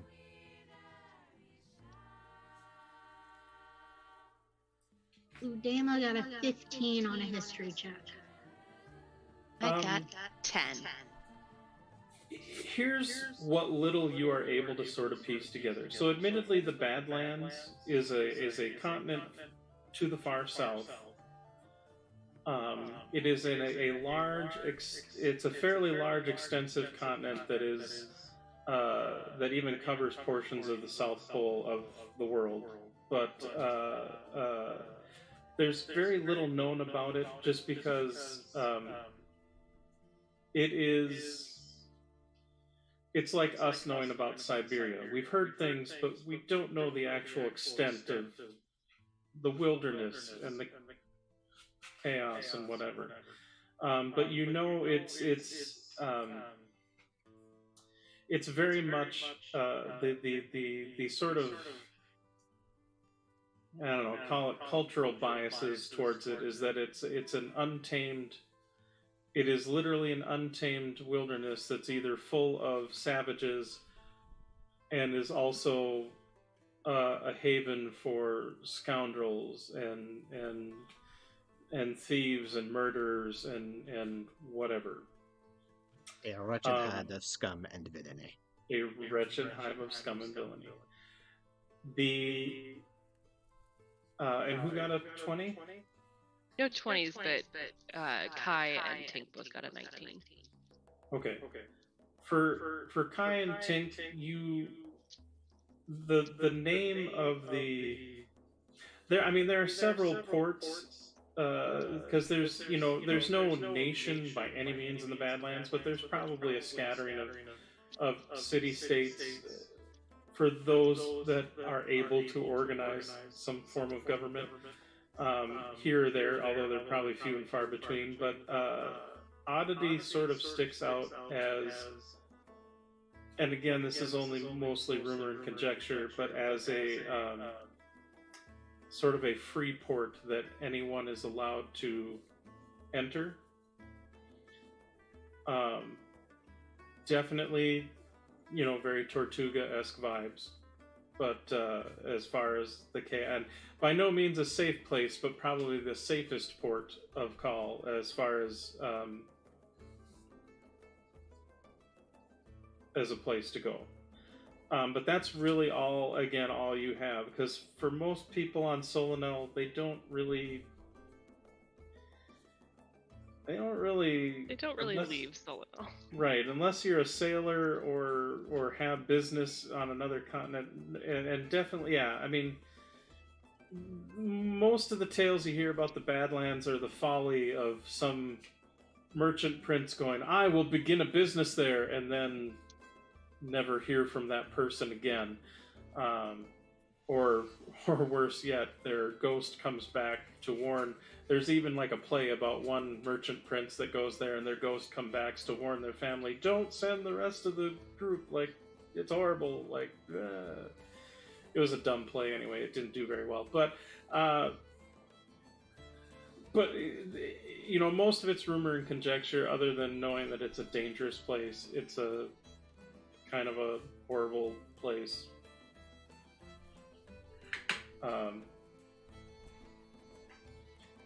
I imagine take all the worst aspects that you could hear stories of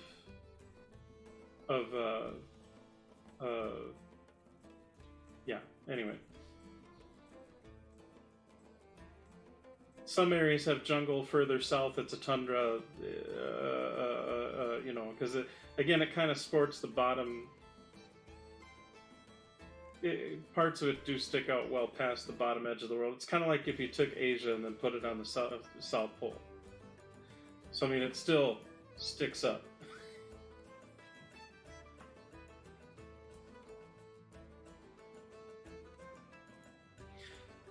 So, at any rate, so I did post in the G chat as far as the treasure and other stuff that you do find. What are you guys? What is your next? What is your next step? What do you want to do? Kai is going to heavily advocate that at least the potions of healing, should get handed out to the frontliners. Makes sense. So Fenrir, Kai, and Fenrir, Tink, and Huelon. Fenrir has no ability can't take potions. Hold on to the potion for an extended period of time. Yeah.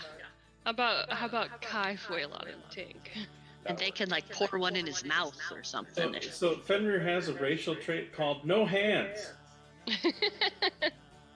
Like literally called no hands. You're unable to wield weapons or wear shields and cannot use items which require manipulation. But if someone like threw the potion vial in his mouth, he could chomp down on it and drink it then, but not like... Kai you could just pour it in.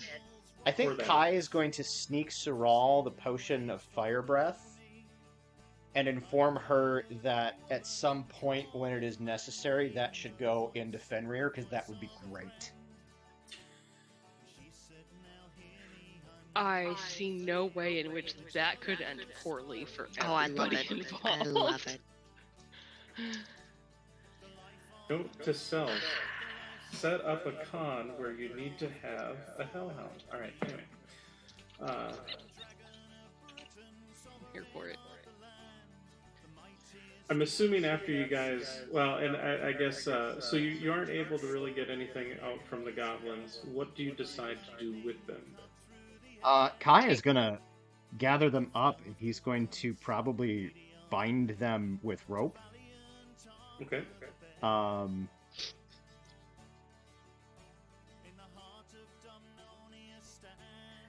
I had this image of binding the four goblins like together and hanging them off the back of his greatsword like a bindle, and then marching them back into town.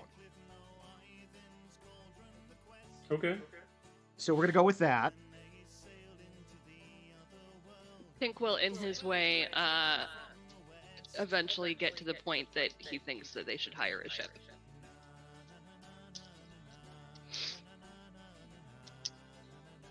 Okay. Is this a, It this is a- probably takes him a hot minute. Yeah. once we get the goblins kind of squared away, can we then do like a walk and discuss? Like we're Yes, heading I'm back to assuming town? then you're probably heading back to East Gulf, if nothing else, Yep. to save Ichabod I need my horse. from a gruesome fate worse than death. No, I'm just kidding. I'm Who's kidding. threatening my horse? I am kidding. Mostly. Anyway. That is not. We don't kid about this. That Well, nefarious we'll local find a food way to factory light CEO. you. Mm-hmm. Hey Adam, Yeah. do you want to do the money situation? So I don't have to No, move. I particularly want to. Will you? Everyone's like, no.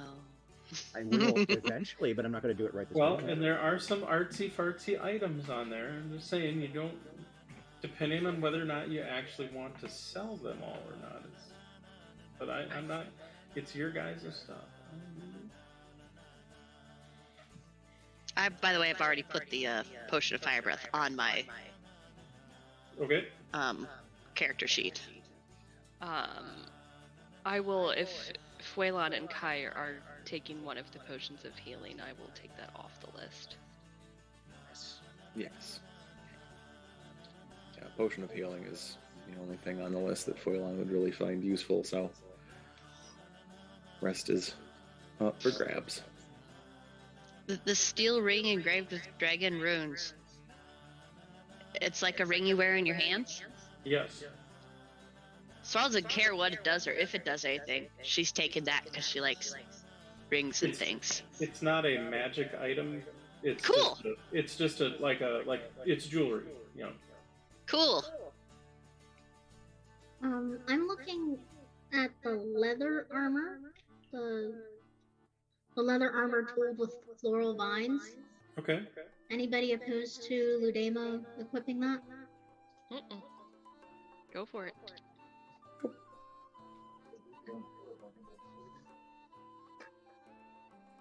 Doing the math. Thank you. Somebody want to tell me how many people we have? You can effectively ignore Fenrir on this because Fenrir doesn't give a shit about money. Good, because I wasn't counting him. 6 people, including Ekris. Yes.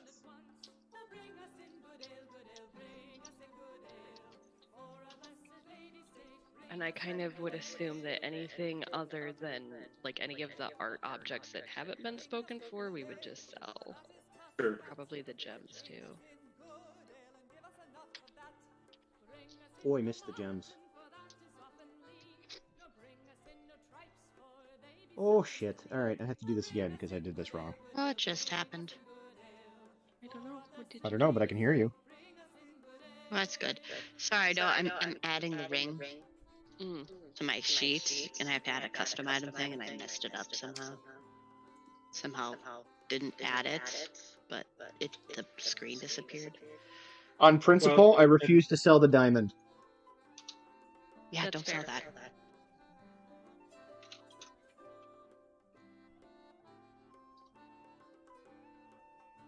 I have things I want to do, so it probably would have been better served for somebody else to do this. We'll just keep letting you do it, though. Clearly, that's what's happening. I'm sure the stream is real happy to see the top of my head. So You could also cut out while you're this doing part. that, so you do Not return going to. back to East Gulf. It's probably with where you guys were at and what you traveled to, and to get back in time of day, you're probably arriving more or less in the evening by the time you get there, well after sunset, like the equivalent of 7, 8 o'clock or whatever.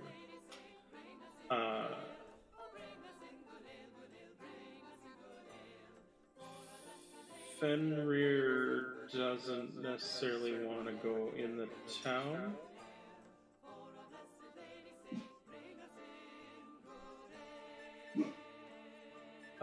Kai is for sure going to go in because he's got things he wants to do. Okay. I put the amount of money we got in the G chat, 113 each. I imagine in town, can we exchange goods and services in town? As far as like divvying out coins and selling the gems and the art, since it's kind of, since they're like 25 gold piece in value or whatever, you're able to sell that without too much issue. So yeah, everybody's going to wind up with 113 gold pieces plus whatever items that they claimed. I did not count the items that were claimed, so we're good to go there.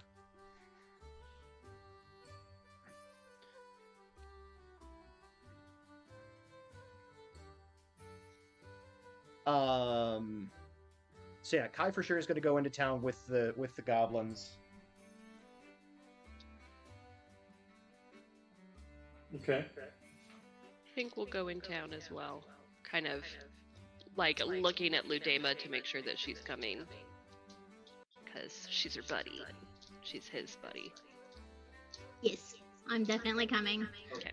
Also, how much would that leather armor weigh? Just it's whatever normal leather armor. You can probably just add leather armor in D&D Beyond. Yeah. Oh, okay. And then add the you can edit, you can customize it and add to your notes the specialty item of it. Okay. I think it's 10 pounds. Yes, but I don't you are correct. It is 10 pounds.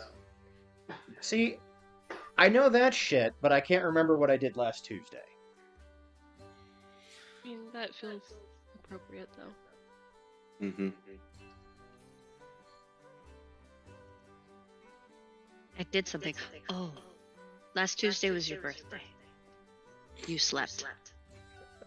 I relaxed. I did not sleep the entire time. My wife and I went to an ultrasound for our baby. That's what I did on Tuesday. There was much Big Bang Theory consumed that day. That sounds lovely. Good show to consume. Yeah, I'm kind of reluctantly admitting that I like it. I keep meaning to watch that show because I've seen clips of it and I really enjoy the clips. Like Facebook feeds me humor, but Well, I it's just all don't on ever HBO sit down and Max. watch TV.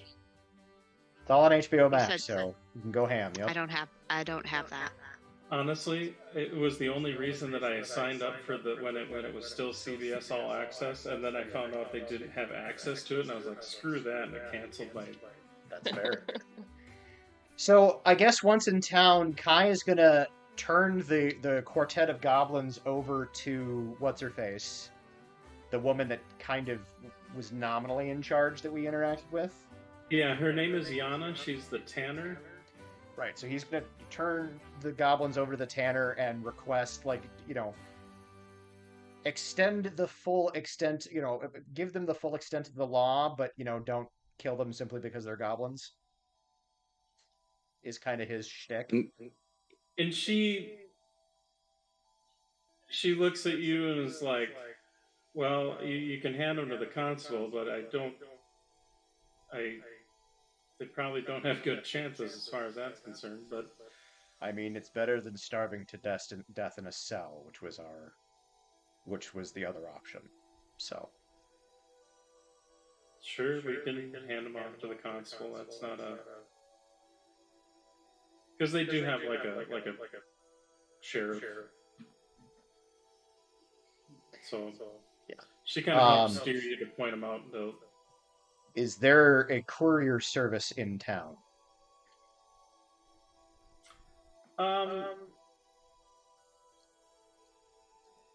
Kind of like it's not like a super. It wouldn't be like a House of Ryan thing. Being that they are a port town and do a lot of back and forth with Impri to Longain, and are kind of a stopping point for trade going to Saul's Rest and to other points of Solonel. There's definitely people that will take on a courier mission. Okay. Kai is going to hire somebody who's going to Winterhold. Okay. To take basically 2 letters that he's going to pen Okay. One is to the head of the Church of Zaratsu, Okay. and one is to a civilian known as Leoben. Okay. And the gist of both letters is going to be along the lines of the slave trade is still in operation, was using East Gulf as a focal point, As a hub. as a hub, may want to investigate further. And he's going to sign it just with the letter Z. Okay. Please That's tell all. me that you address it to like some ridiculousness, like Her High Holiness the Pope. Yeah, probably. I love it so much. And of course, when Leoben gets the letter, he's like, "Who the fuck is Z?" Like, it's like, Leoben, who is Z? he Who doesn't do you have think? religion. Like, he doesn't have the religion skill. Like, I'm just saying. But that's the thing. So he's not going to immediately go to what that would be. So, so again, in his mind, his first thing is like, what is Z? Anyway. But I digress. But yeah, so those, I mean, obviously those letters are not going to get there fast. No, but you're able to, we'll say there's, I mean, realistically, there's, like I said, there's a lot of trade going on, and these are kind of trade hubs to the rest of Solano in a lot of cases. So you know that, like, there's probably a caravan that is, now that the impending apocalypse has seemed to pass, that are kind of getting back up and running and getting back up to go. So I'd say for like a gold piece, the letters would be delivered without any issue. That is what I do in town. Okay. Way to tie the campaigns together. Woohoo. I just think it'll be funny when we jump back into those characters. And you've been getting all these letters, not divine intervention, letters from Z. Yeah, I'm already imagining like Kira's commune spell being like, really? You can't just... Seriously? The fuck, dude?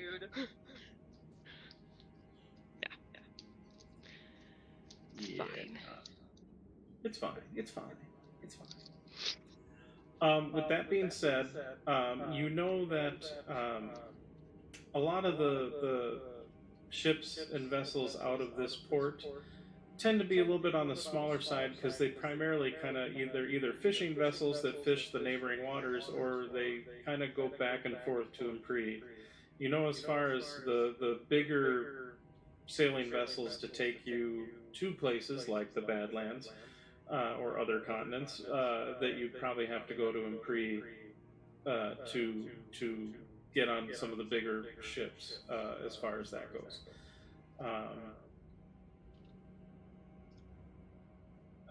That being said, though, Bree is a ginormous port, should have plenty of ships, shouldn't be an issue. Well, and East Gulf is kind of on the way to Impri, so... Right. So yeah, heading to Impri would be the way to go, I would think. Okay. Yeah. Are you doing anything else before heading out? I mean, I think maybe a long rest. Like, we'll do the things in town and then go meet back up with Fenrir and Fuelon and camp. Okay. Take that long rest and then head to Impri. Okay. Yeah, that sounds reasonable. Unless anybody Are you ardently objects. That's the word I'm looking for. Are you trying to bring Fenrir along on the trip to Impri? I mean, would like to bring him along in general. Okay. Then I would like, and whoever can helm this, because admittedly, I would say between all of you, you're able to convince Fenrir to at least enter into the town, and that you'd kind of escort him in so as people's not be too terribly pissing their pants. but I will say you'll probably have to make a persuasion roll to convince one of the sailors to allow him to board one of their ships. And I would say... Oh, I'll do that. Okay. Complete with like some scoochies to be like how sweetie he is. And how he protects me. We're fully bringing the horse with us, aren't we? Yeah, who the fuck's leaving my horse behind? You know, so here's the thing. The horse, Ichabod, doesn't want to go anywhere near Fenrir. But you can ride Fenrir. Because Classic dilemma. it's a horse, and Fenrir is like a apex-ish predator. Like, it's... And as far as I know, you didn't cast Awaken on the horse, so as far as I know, the horse is just a horse. Horse is just a horse. Of course. Anyway. Of course. Actually, when we realize that, Kai will turn to Saral. I need this moment. Kai will turn to Saral. You know, as much as it is good to have Ichabod, we are going to need Fenrir. I know. And we could send him to go live with Katie. As this is kind of happening, and Fuelon is realizing that Ichabod doesn't want to come because of Fenrir, he's actually going to ritually cast Speak with Animals and try to convince Ichabod that it's okay and Fenrir and him aren't going to hurt him. And to come along anyway. I love it. Alright, so for you then, Fuelon, I would like you to roll a persuasion. I'd still say it's disadvantage. Okay. But the fact that you can do the Speak with Animals and do this at least allows you the chance to try. Right, we'll give it a shot. We'll see how well or not well this goes. Because, I mean, it's still horse with horse instincts. Right, yep. Alright, D&D Beyond, don't fail me now. Could be worse, that's an 8. That's not as good as my persuasion to get Fenrir on the boat. I already rolled that one. And what was your persuasion? And what was your persuasion to get Fenrir on the boat? 21. Okay. So you do have you are able to convince one of the sailors. Ichabod.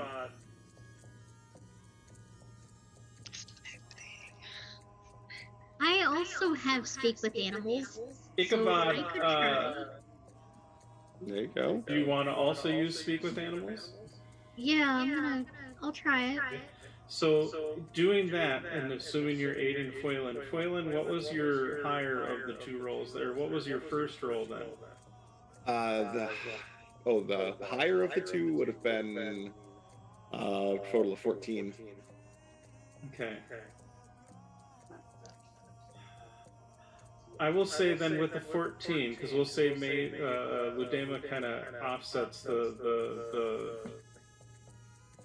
disadvantage to kind of make it a straight roll. I would say with the 14, you are able to convince Ichabod that it's only going to be a short period of time to go from here to Impri, and that it's a short ride, and that'll be okay.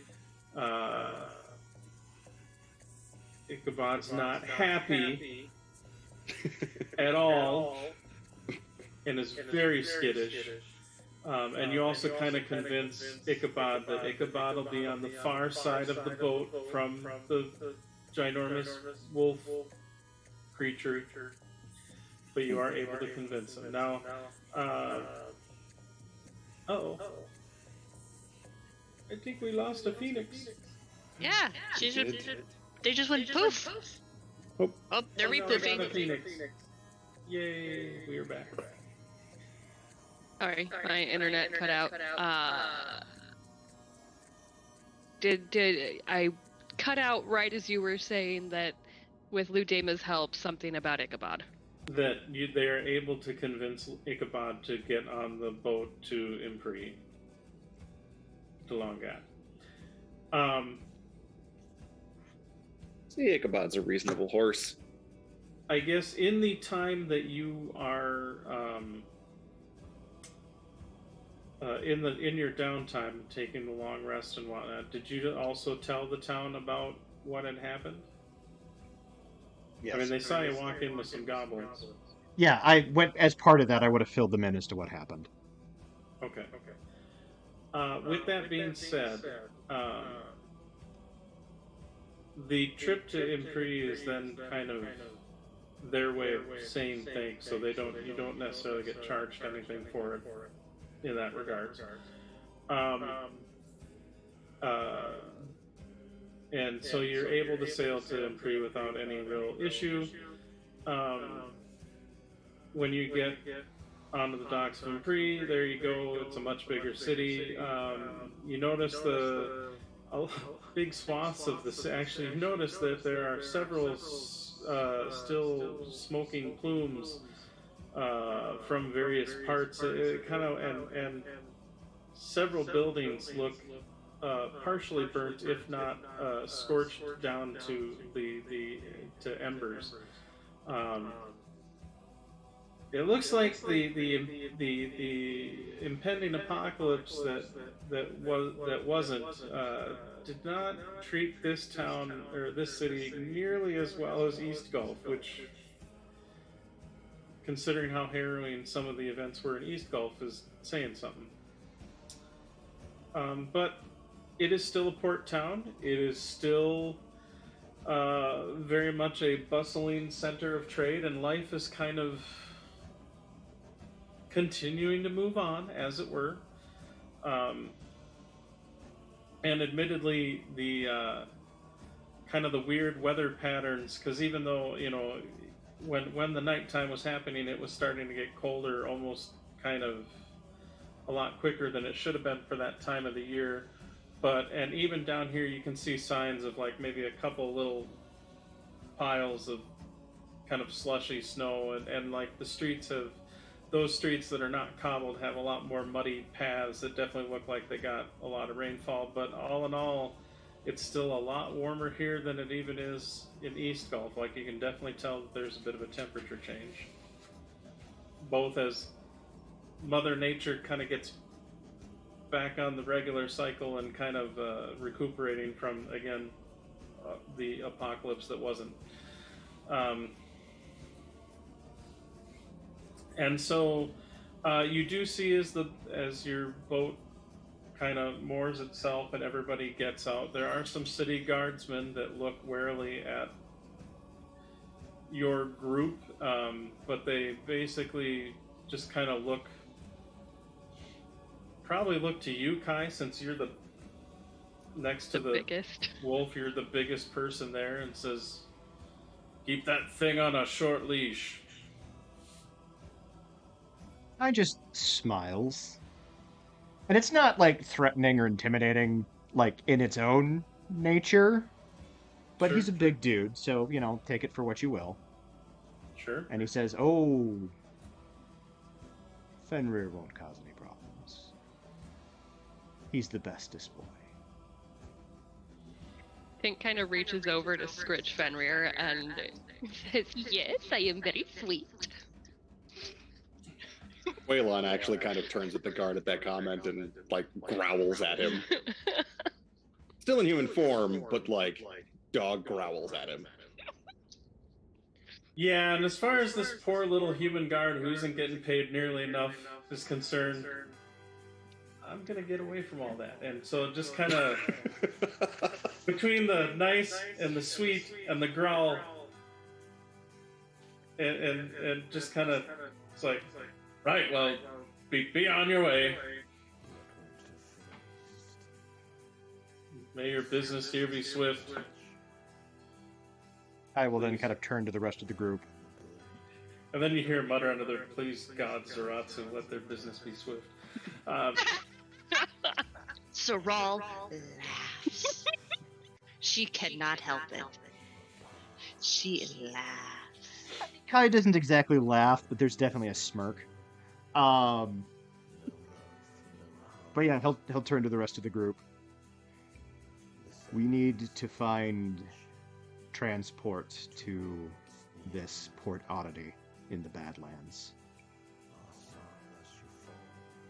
And he kind of glances around at the port. I don't know, given the shape the city is in, how much commerce they're doing, but we should look around.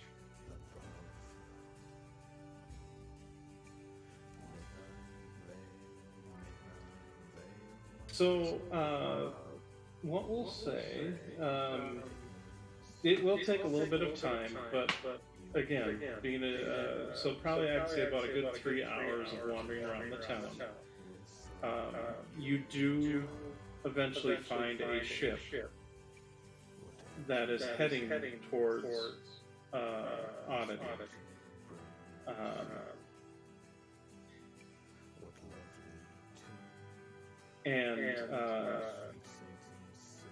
So by the time you get into the tree, and by the time you're kind of searching around, you do finally get to a. So it's probably like nearing dinner time. But you do see that there is a ship, in fact, listed as La Belladonna.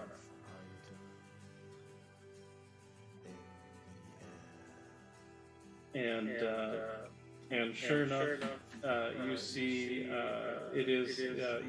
You have heard that it is taking on. It is going to be heading to Oddity, and it will probably be heading out in the morning. Books and passage. Okay. So, my apologies. I have to take a quick 2-minute break.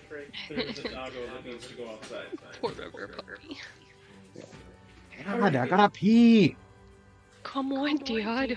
I gotta pee. I was fine. I was fine. Like you chased me in the snow. I'm lying, but I promise I won't make you chase me in the snow.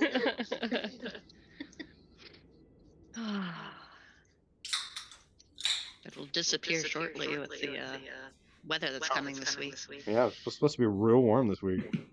I hope that lasts through next week too, but I doubt it will. Well, March, kind of it's that really time of year hard where to it goes say. up and down.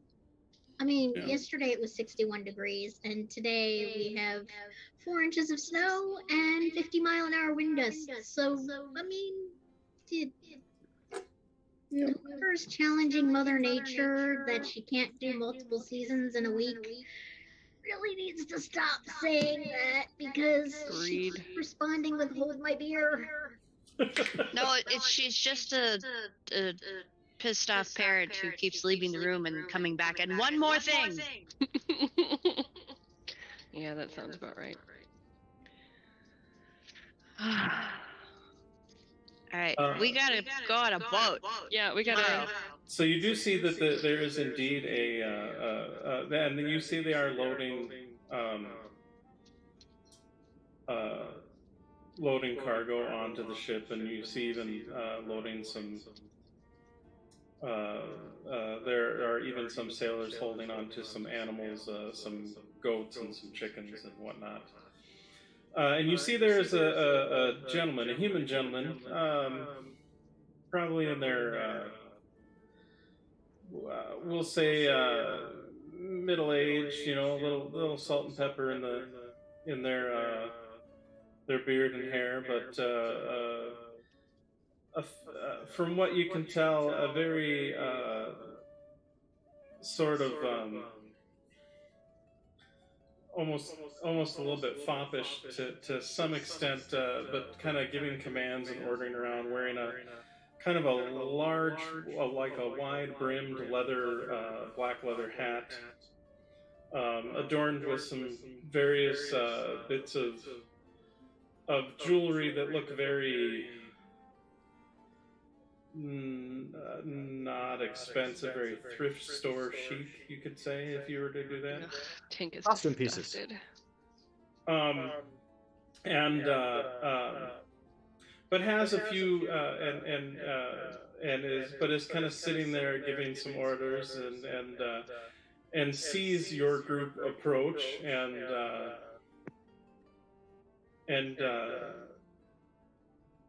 kind of looks down from the deck and see a smile kind of cross his face as he curls his mustache a little bit and then heads down the deck and says, buonasera. Kai glances at Ludema and Siral. Hi. Hello. Wait. This is the guy of the ship, right? I didn't just lost. This is Jess. Yes, this is the person we need to talk to. I'm just making sure my brain didn't phase out. Hi. We're getting on the ship. We have passage. You bought tickets. We're buying passage, I think. Oh, we're buying passage. Hi, we like passage on this ship. Please. We have money. Fuck it, we're here. We're doing this.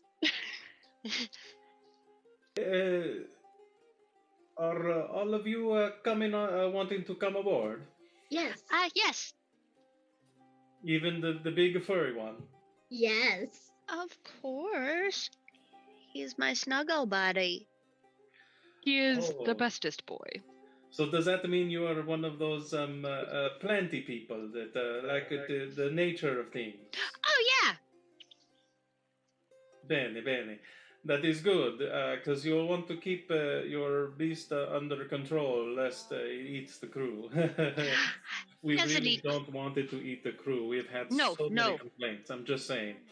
Oh, no, that would also make it really hard to go from point A to point B, the crew's though. See, digesting. You understand the problem. Yes, okay, good. Well, buongiorno. Mi chiamo Capitano Giuseppe Vampa, and I am the leader of this intrepid group of sailors, and I would be happy to have you join us on our travels to Oddity. It is going to be a bit expensive, though, because we will have to bring some extra food on board for the horse and the big wolfy thingy. Unless, of course, you wish to feed the horse to the wolfy thingy, then I think it will be okay. Oh, the horse is also mine. Oh, you are very good. I'm quite surprised that they have not eaten each other already. You must be a very powerful nature priestess. I like this. It is very good, very good. Okay, so here's what we're gonna do. We need to figure out. It is gonna be a bit expensive though, because we have to take on, like I said, the extra food. So what I'm gonna say is, I'm gonna do the math. There's like 5 of you with the thing, and then the bigger thing. Let's call it. We call it the 500 gold, and it'll be good. Doesn't that just buy you a new ship? Like, couldn't I buy a ship for 500 gold and hire my own crew? I don't believe so. I don't think so. No. And then you see kind of leans over, because you see by this time, like, one of the other sailors, you're guessing maybe a first mate or some sort of officer, kind of leans in, and then you see just kind of whisper something to the guy, like, and then kind of like, no, I don't think you can buy a ship for that much. Anyway, so here's what we're gonna do. I will take. You will have a safe passage, or at least as safe as we can make it. Admittedly, the waters have been a little iffy with, well, the sky's turning black and all that. It has been interesting. Little spicy? Pink will kind of speak up, picking a voice. Well, you know, we're actually really good fighters, so it would really help you, I think. Maybe, possibly, perhaps. Or any of you sailors? Yeah, Tink, he needs sailors, not stabbers.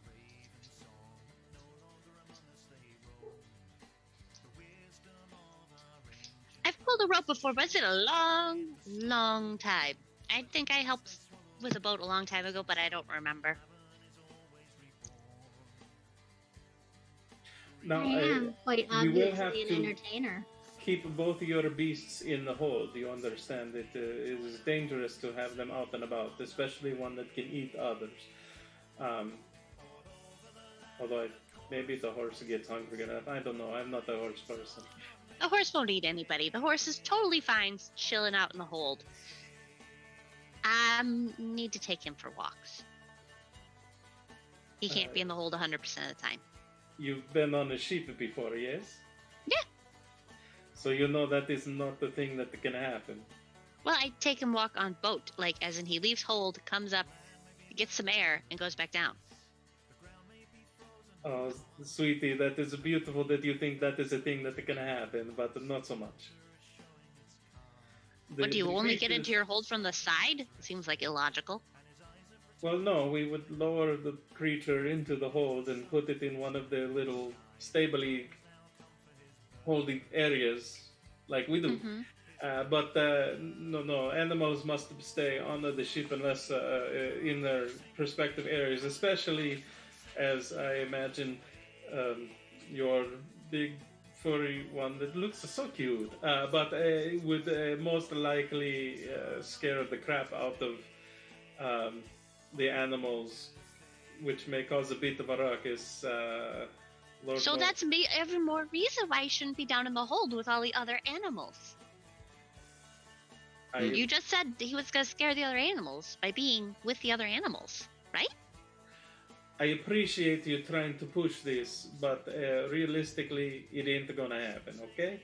But here's what we're gonna do. So, what we're gonna do is, you give me the 500 gold, and then I will allow you to, we will be sailing in the morning. You show up in the morning, we will load you on. You may have to share some accommodations, but we have a couple of cabins, so you can, share between yourselves a bit. And we will have the food and the water and the sailing, and we will get you there. It's roughly about depending on the weather and the wind. Yeah, I've done it as quickly as 3 weeks to a month. Being quick enough, I have my secrets, but we can definitely get you there. So. Do you agree to the terms? Let me conference with my group real quick. We'll just step a couple feet that way. Of course. I will be over here should you need me. Oh, Bryan, Fenrir, please. You're killing me over here. I'm dying. I love it so much. I was hoping that was what it was when you started the voice. Tink will... I knew for one of these games I had to introduce him somewhere. Hell yeah! In one of Tink's dwarven voices, he'll say something along the lines of like, "We should try to pay half up front, half when we get there." Oh, Sorrel, I completely agree. There's no way I'm giving him 500 gold before the morning comes. No. That's bullshit.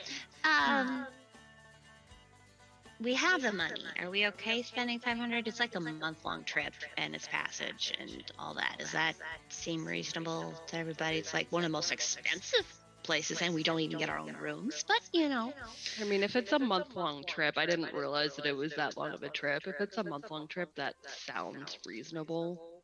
Yeah, I'm okay with the total cost, but yeah, definitely half up front, half when we get there. Mm-hmm. And also, I'm an entertainer, so I can always make a few coin back during the month. This still sounds extremely pricey. I believe this man is trying to rob us. Unfortunately, we don't have a lot of options. Although, I feel as though Saral or Ludema can negotiate a slightly lower price. Maybe 400? Yeah, I was thinking of saying, it's like, well, we would love the pleasure of sailing with you. For 400 total, we'll pay you 200 now, and you'll get the other 200 as we approach port, our destination. Fenrir. When we land, When we are safely at port, that's when he gets the other 200. Oh, okay. Fenrir.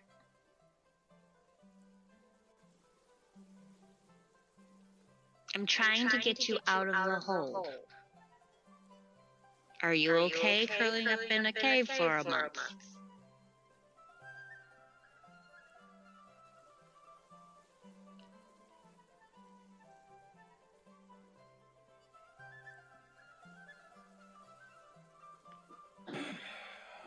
I will endure. I can still come down and give you scritchy scratches. I don't know what this guy thinks, but I got magic. I can come down and visit. I could spring you if you really, really need it. Okay. That's a good way to get thrown marooned. off the boat. We'll do it at night and we'll plan it out. Because there's enough of never us here. sailors on the deck at could night. plan. I know, but it makes it harder for them to see.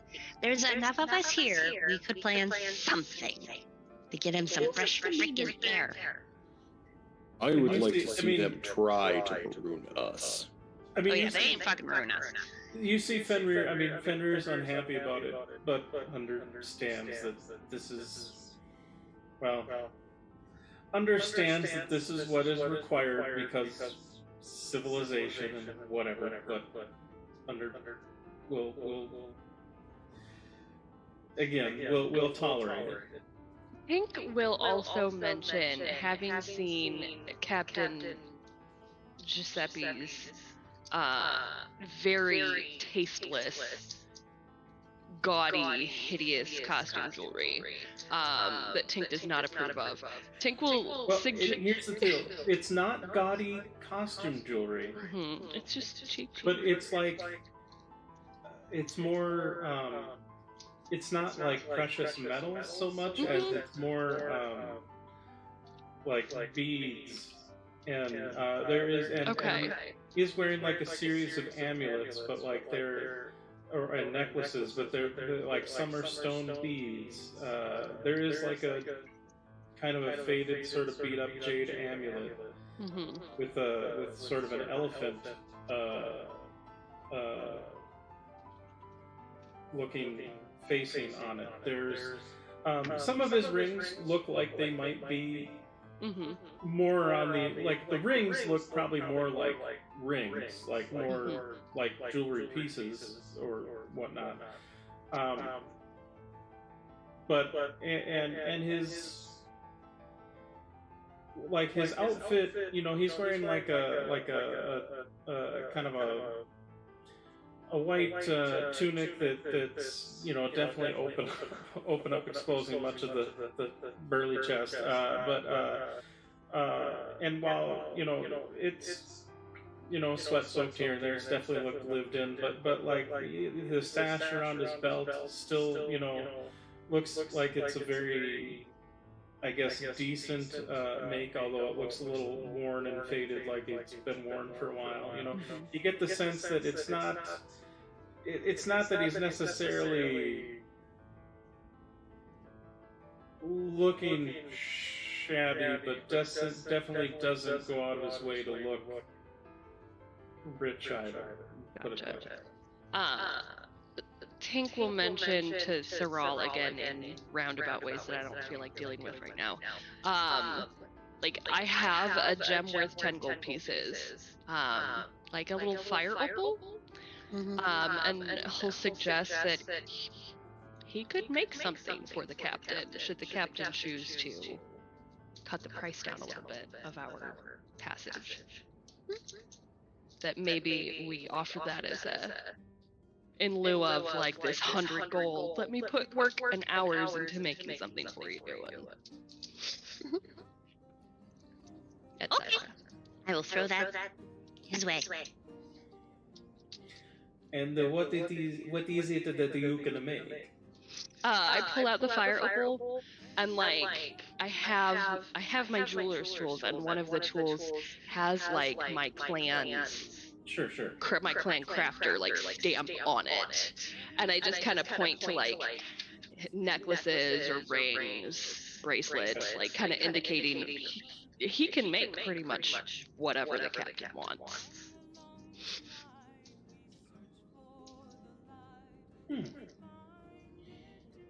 Well, that is interesting.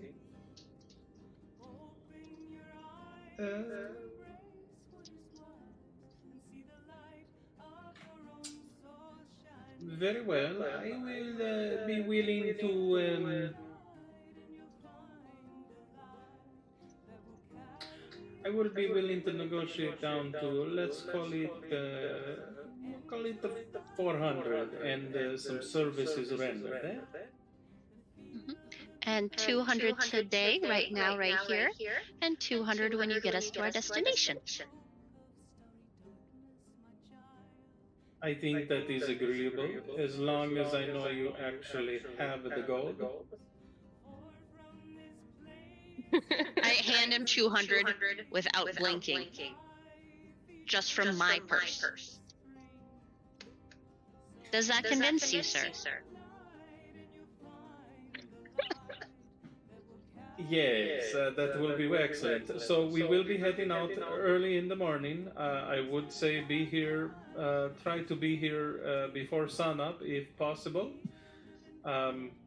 If it gets, we will leave without you if it takes longer than mid-morning. We try to get as much day of sailing as we can, eh? And again, I do. So the rules are no gambling while at sea.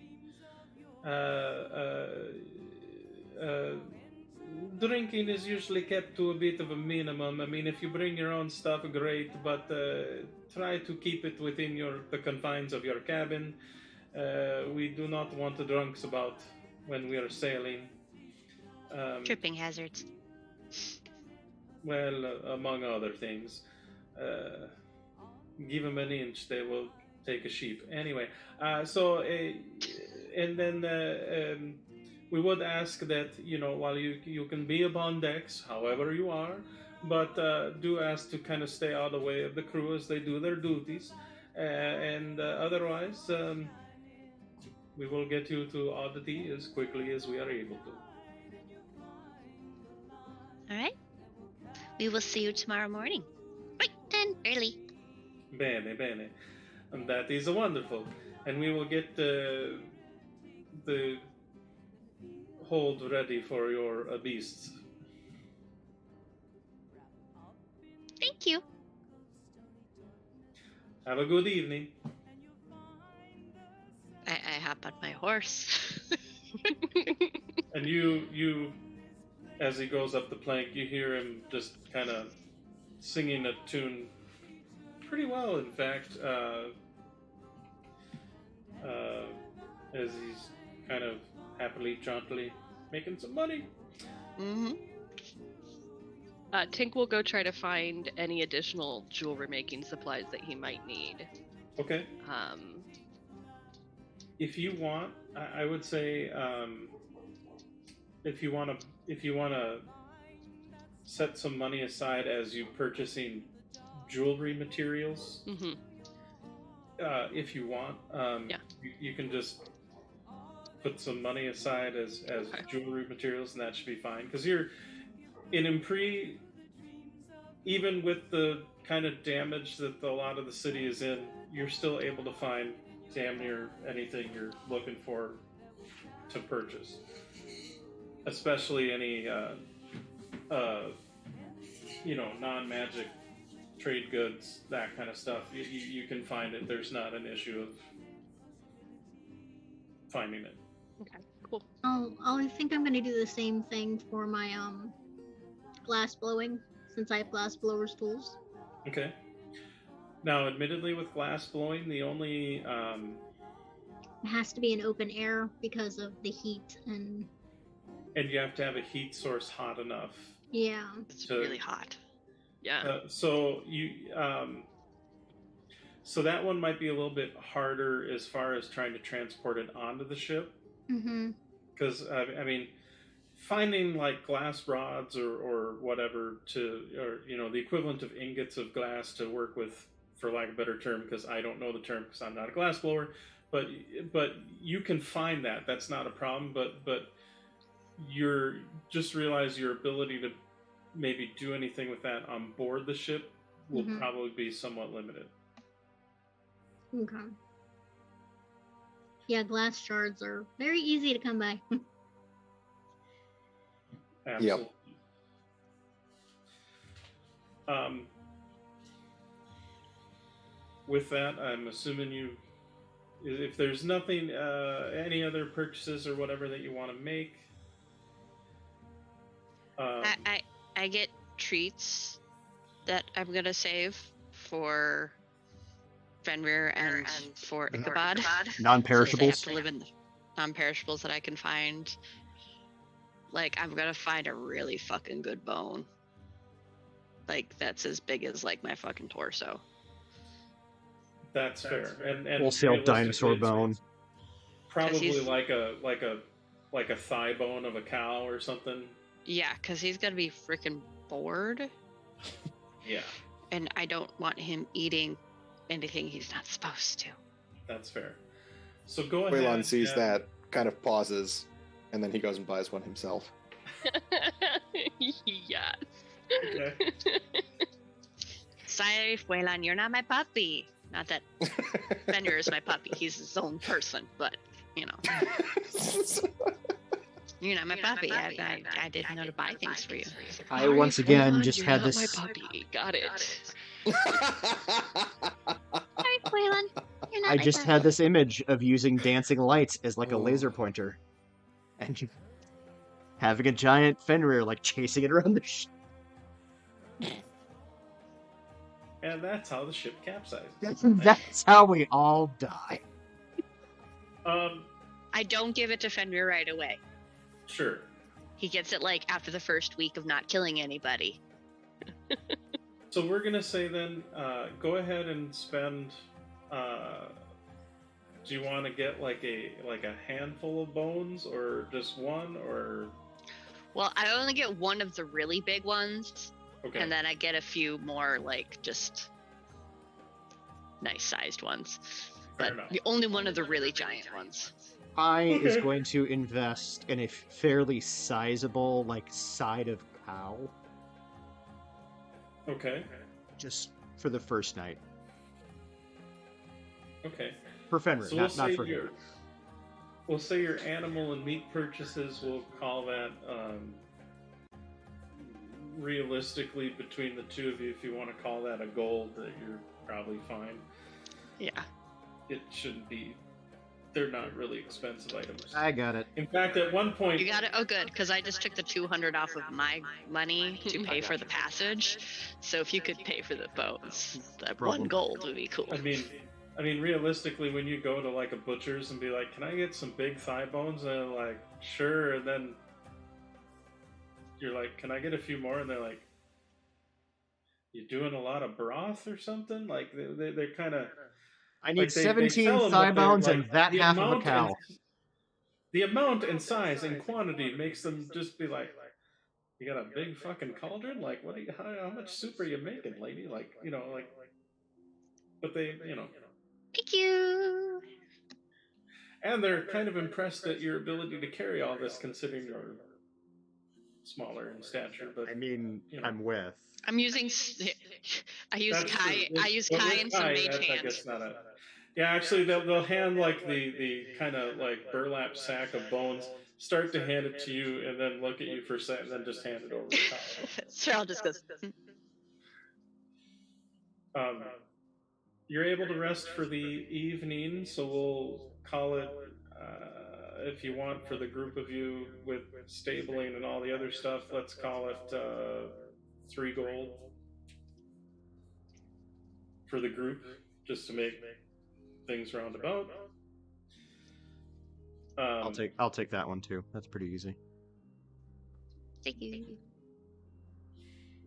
And the belladonna is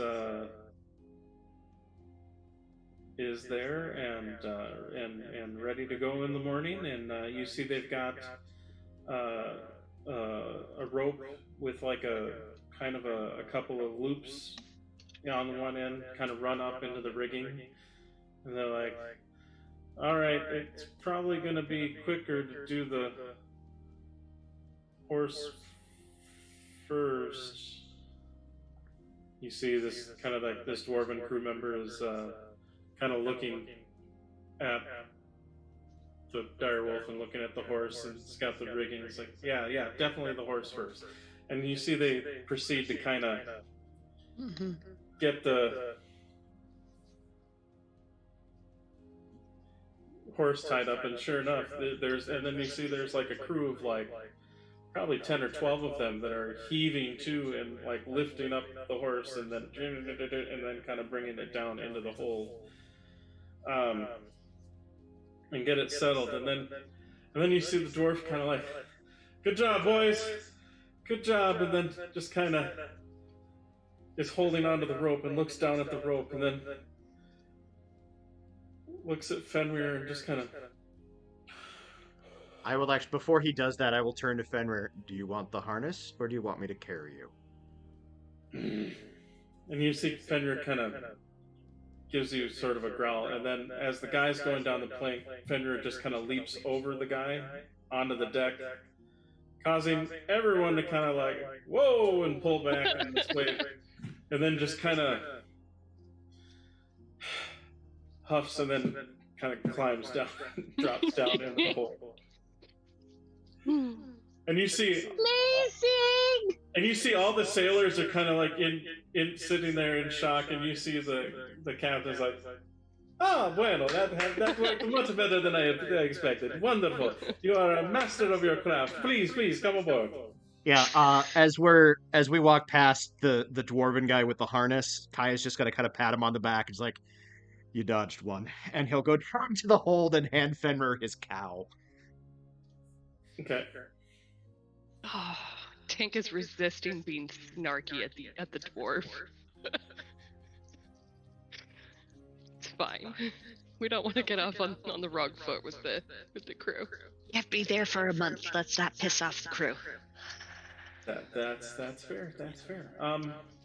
So you're able to board, and shortly the ship gets underway. You are shown to your cabins, which you realize may have been used more as storage in the past. There are some different crates and barrels in there still that are secured, which we'll say the dwarf is the one kind of showing you where things are at as the captain gets everything underway, but basically says, please don't go into them. They're effectively... The ship, especially with your beasts, we're kind of at a premium for storage space. That's some of the food for our journey. The quartermaster does keep a tally, and we'll keep a daily tally. So just ask that you don't go in there, and understand if someone knocks because they need to come in to grab some of the rations, just understand that that's going to be a thing. But otherwise, the cabins are yours. Do as you will. And they don't have like any beds or anything. It's all like hammocks that are kind of strung. But effectively, there's 2 rooms for you to split up however you split up. And there is like and they do point and say, basically, here's a chest for your goods, and hands over a key to it. Tank will take one of the keys. One for each of the rooms, basically. Yeah. Each room has its own chest. How big are these rooms? Like, Kai's a big dude.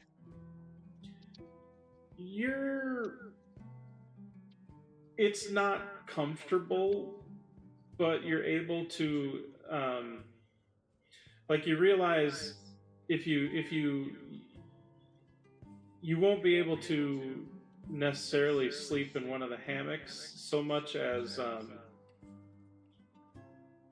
well, you could, but your legs are gonna. It's almost like you're sitting in the hammock with your legs off on either side, as opposed to actually laying. Kind of like when Adam actually gets into a hammock. Got it. but I mean, and it's not. I mean, it's definitely not comfortable because, like, the entire time you're down in the lower decks, you constantly have to duck down, and at some points, it's almost easier to go on your knees, which is not comfortable in its own sense because of other things. But would there be, like, he'll ask, is there sufficient room just in the hold nearest the animals that he can just stretch out?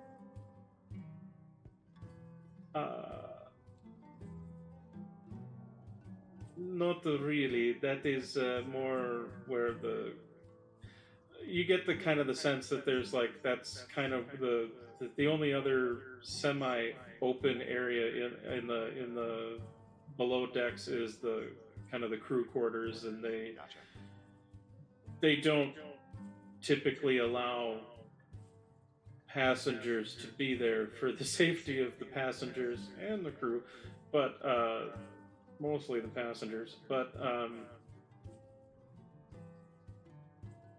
so they don't, yeah, and you get, I mean, as you guys get down into the hold, you do see it is packed with goods and the. That's fine. Kyle, make do in the room. But they do say that you're allowed on decks. They just ask that you kind of stay out of the way of the crew. If they ask you to move, just, please follow their instructions. But you're otherwise allowed to be on decks anytime. Again, just no gambling. Keep the drinking to yourself when you're in your rooms, as far as your own drink. There are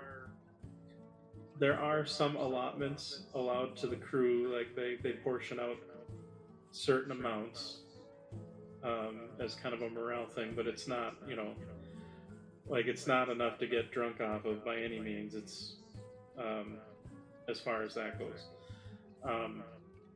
But yeah, otherwise you're pretty much allowed to be wherever you want to be for the most part. Horses and direwolves aside.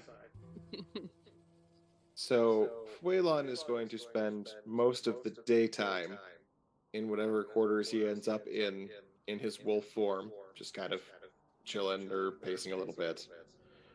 But every night, when everything seems quiet outside, he is going to go to like the very front of the ship, try to find a time when like there's no crew or anybody else there, go into wolf form, and give just one really long, loud howl at the moon. Okay. Before going back human and going back to his room. Okay. Now, and just to let you know, like they do have, like, I mean, it's obviously quieter at night, but it doesn't mean that the deck is bereft of sailors. Like they are, I mean, they are kind of running the 24/7. You know what I mean? Like they're sure. The ship is sailing 24 hours, so to speak. But I mean, there's going to be some part of the ship somewhere that's kind of exposed to the sky that he can slip into without being noticed or seen at that point. Well, go ahead and make a stealth roll.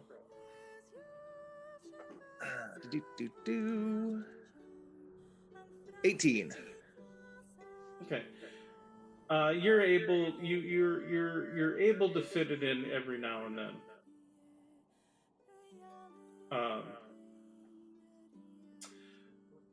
But admittedly, you as you get used to kind of the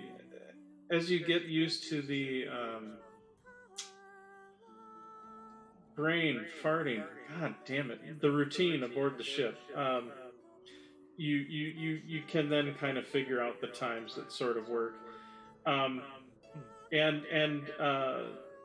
when you do, probably the next morning, Saral, you do get a knock on your door in the morning.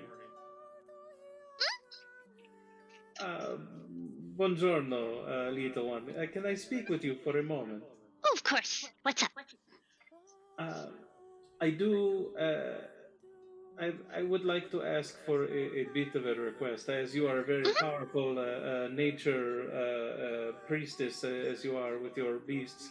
I've gotten a few complaints about your big wolfy boy howling at the night, and I understand that is kind of a normal thing to do, but I would ask, since your beautiful wolfy boy there seems to be doing it really late in the evening, and some of the crew, they like to sleep because it's sometimes hard to Oh, sleep on a sheep. So you want to kind of like give them time to get to their mhm. rest.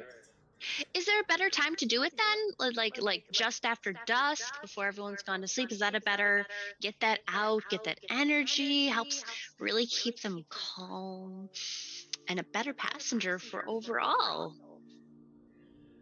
I mean, Since it's keeping them up, that's not fair. They need to be getting their rest. Is there like an in between shifts where like people are getting up and going to bed and stuff, so we're not like disrupting any one shift's sleep? Because I'm sure somebody's sleeping during the daytime too, so that wouldn't necessarily be better. So what's that sweet spot so I could like help find a perhaps. happy space? No, that is a good question. I appreciate you looking after. No, that is good. So, here's what we're gonna do.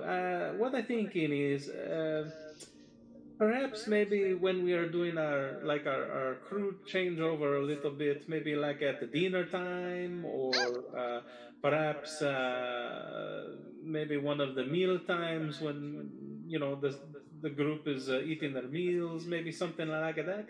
Would that work better for you? I think so. I'll try to. It might not be perfect right away, but I'll get that adjusted. It's kind of hard to change a habit. So we'll Well, try to get it. I'll try to get it done tonight, but it might take a night or two to get it worked out. I appreciate you looking into it and using your powerful magics to help tame the savage beast. It's a wonderful story. I love it. Great. Okay. So that is perfect. I am wonderful. This is great. I'm glad we could agree to this. Wonderful. And I hope everything else is going okay. Yeah, so far, so glad I'm not seasick. I am glad you're not seasick as well. And I hope that the rest of you are faring well as well. Okay, farewell. So I must get back. I will say it is now canon in my head that Kai is just constantly mildly seasick the entire voyage. Not like puking over the side, not like, violently ill, but just mildly queasy the entire time. That's fair. That's fair. Saral, make sure she's ready for the day. Goes and dimensions doors down to Fenrir. You weren't howling, were you? No. You're fine. I'm pretty sure you got in trouble because our other sometimes furry friend has been howling in the middle of the night and scaring the piss out of the sailors. What kind of trouble? Should we devour the crew? No, the crew is just scared of Foylan howling in the middle of the night. Alright, I have a plan so Foylan can still howl. Do you need to howl? Or is that just Foylan's thing? Because if you need to, we could really freak him out, have you both howl, and then I'd have to explain that, and that'd be a whole thing. I'm not sure how I can just like both of you howling. The fact that you aren't is great. Plus, do you want a new bone? I only howl to instill fear in my prey. You are amazing. Thank you for having purpose to your howl. I need to go beat Foylan with a different bone. Here is your bone. I love you. Here's your scritchies. He takes the bone and is like, and he takes the scriptures and he kind of leans into him a little bit, and then when you start heading up, he kind of does that whole stands up, but kind of does the spins around 3 times and lays down with his back to the opening. Like, I also double check that his water is clean and fresh. And you hear him kind of mumble to himself, "I used to kill lions," and then just kind of starts working away at his bone. I'm just gonna throw this out there. If he were a cat, the entire crew would already be dead. Yes. All right. So then Saral gets her back, but up on deck and goes and finds Waylon. Easy enough to do. And she just walks up to him, her hands on her hips. Now, remind me, Saral does have, like, fairy wings, right? Like, yes, Saral she looks has. kind of like what you'd expect a sprite to look like. More Yeah, or less. she has bright, like, fiery, orange and yellow, red wings. I'm gonna let if my it's during dog the know. day, That occasionally go flicky flicky. Please continue. If it's during the day, Phelan is probably in his quarters in wolf form. Well, she walks into his quarters and stands at the door. Well, closes the door behind her. And goes... Looks down at him unless he's standing. No, he's just kind of like, dog laying in the corner. He kind of looks up as she comes in, stares at you for a couple seconds. You got Fenrir in trouble.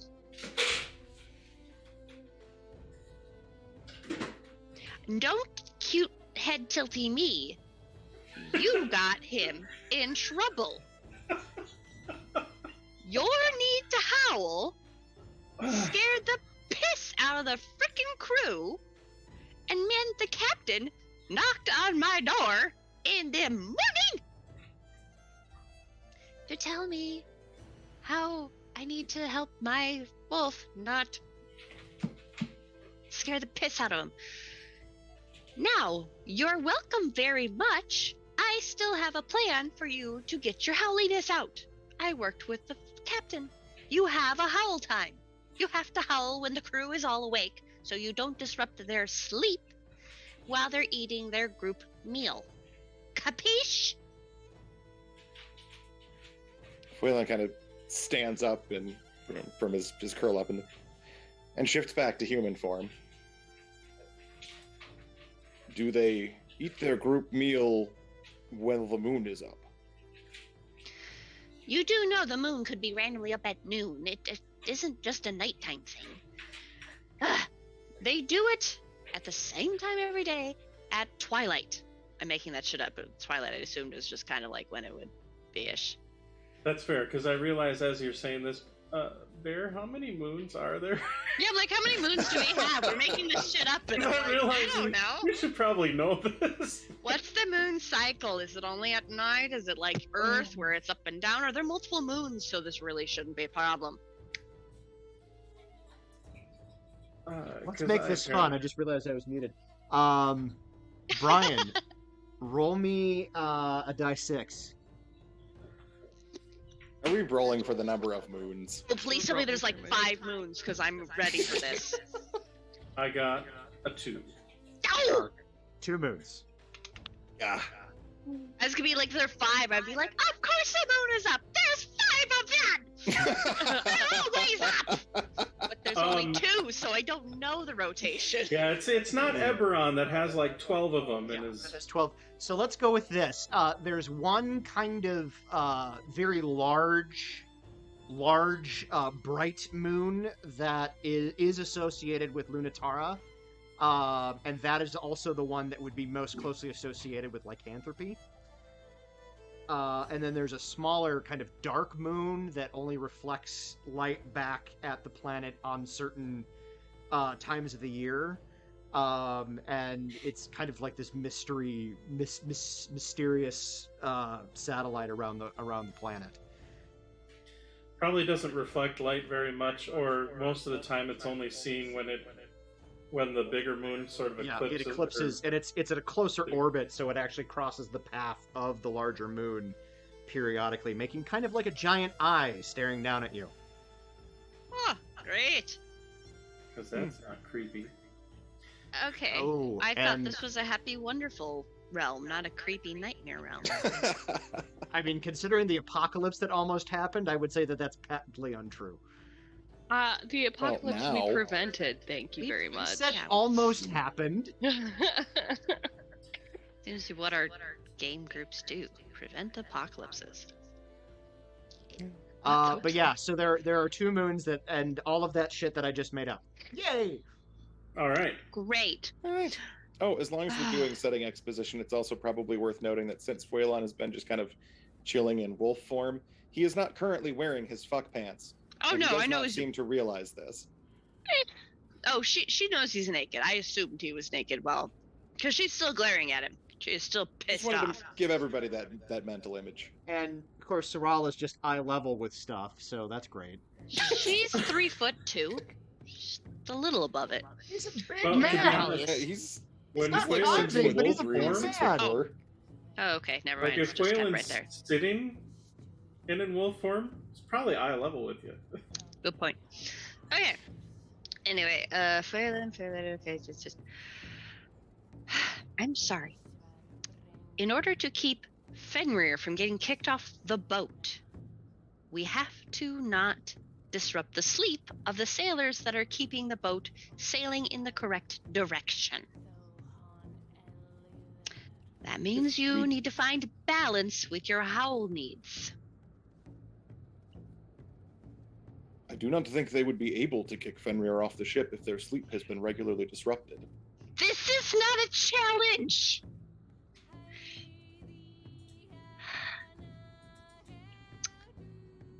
I need you to not make Fenrir's, or my, for that matter, life harder.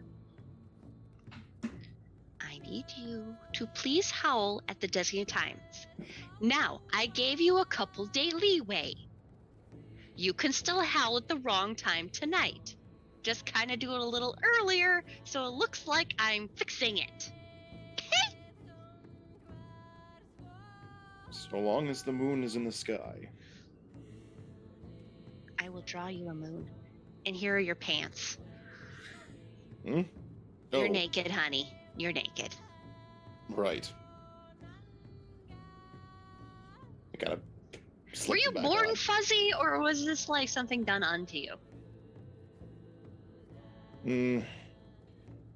I was not always able to shift as freely as I am now, but it is the way that I was born. Oh, cool. No wonder you don't notice when your pants are off. I've been to lots of different places, and some places the wolfiness is more something that happens later in life. So. It was understandable. The more clothing I've tended to wear, the harder it is to change when necessary. I have, I suppose, simply been used to wearing it as little as possible. It makes sense. You still need to work on the howl timing. I'm gonna go figure out the lunar calendar. And eat breakfast. Very well. I haven't eaten breakfast yet. I had to do all this before breakfast! Thank you for considering the situation. My next choice is to get Fenrir up here to chew your ass out about fucking up his safety. I do not think his safety is in jeopardy aboard this boat. Okay, my safety. Truthfully, I doubt your safety is at terrible risk either. Oh, can we just not piss off the crew? There you go. I'm not specifically attempting to do so. I know. That's why I'm informing you that your actions are causing problems, so that they can gently be adjusted as to cause less problems. At least, I'm pretty sure he wanted me to have Fenrir stop howling completely. I'm pretty sure I just talked around the idea that we still have to howl. So just be happy you get any howl time. I mean, if the problem is that Fenrir is getting in She's now trouble, bleeding. could we not simply tell them that it is not Fenrir who is howling? Do they think... Okay, so how many people really enjoy knowing a werewolf is on board? Do you think? How else is that going to go? We do not have to tell them who it is that is doing the howling, merely that it is not Fenrir. Okay, so... Okay. The issue still is ultimately the howling in the middle of the night, waking up the crew. Just to bring it back, That is still ultimately the issue.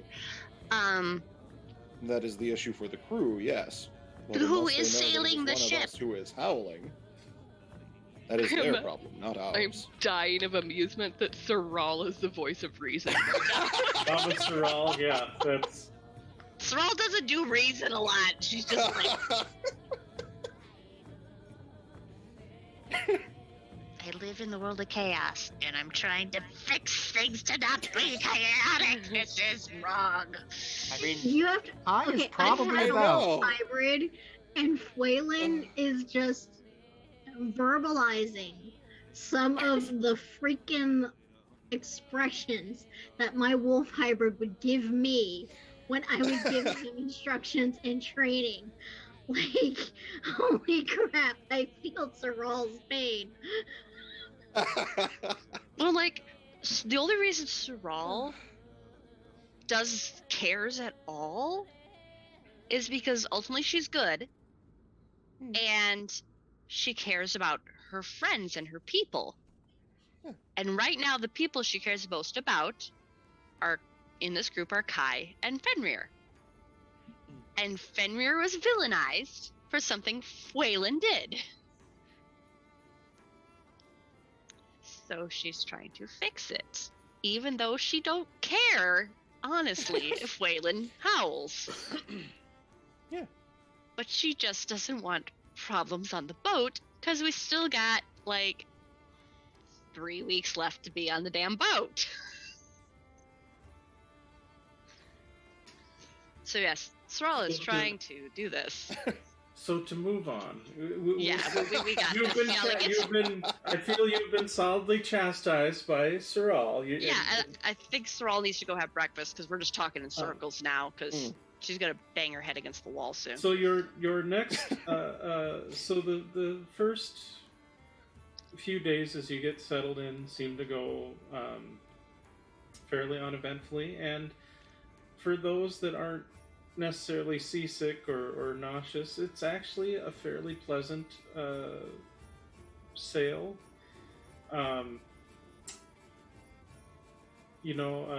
Ladema, definitely with your performance prowess definitely helps add to the morale. And you find there are times too where, especially like at meal times and whatever, the crew will encourage not just you to perform, but also the captain as well, who has a decent singing voice and sings a more operatic style, as it were. But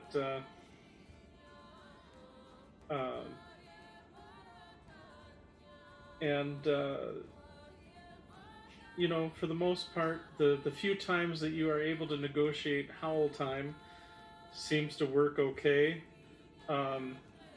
I mean, he tries to do it as close to then as possible while the moon is in the sky. That's fair. That's fair. It's a work in progress, but honestly, you are able to kind of figure out times to do it where you have to work with Saral a little bit to find those times where the crew is also not necessarily. Well, I shouldn't say that. The crew doesn't get anywhere near Fenrir if they can help it. So luckily, they are not able to figure out that there's more than one fuzzy friend, wolfy presence on board. You do note that Fenrir is kind of, kind of bored and despondent, and for the most part, because stuck in a stupid hold. And I mean, I will make a point. Kai makes a point to go visit him every day and kind of talk about the old days, so to speak. He will also try to convince him that a blood wolf is not only meant to chase down and destroy his enemies, but also be the bestest boy. For what it's worth.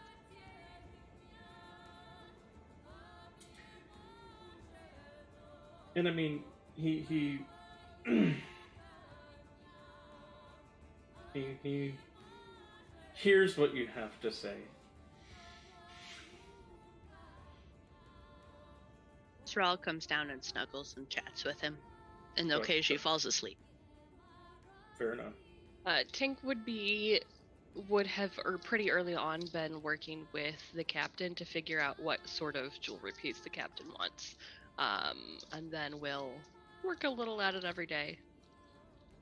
Actually, and Tink, actually, early on, probably after that first day of travel, the captain does approach you and is like, "May I speak with you for a moment? I have these things," and actually brings you kind of into the captain's quarters. And you've seen Pirates of the Caribbean. There's a table, there's a charts and stuff, and probably a half-empty bottle of whatever, and all that kind of accoutrement. But you do see there's a chest, and the captain's like heads over to it and then stops, and then it's like, "If you don't mind, for just a moment to kind of..." Tink turns around. And you hear some sort of metallic click-clack contraption, whatever. But opens up, and you see pulls out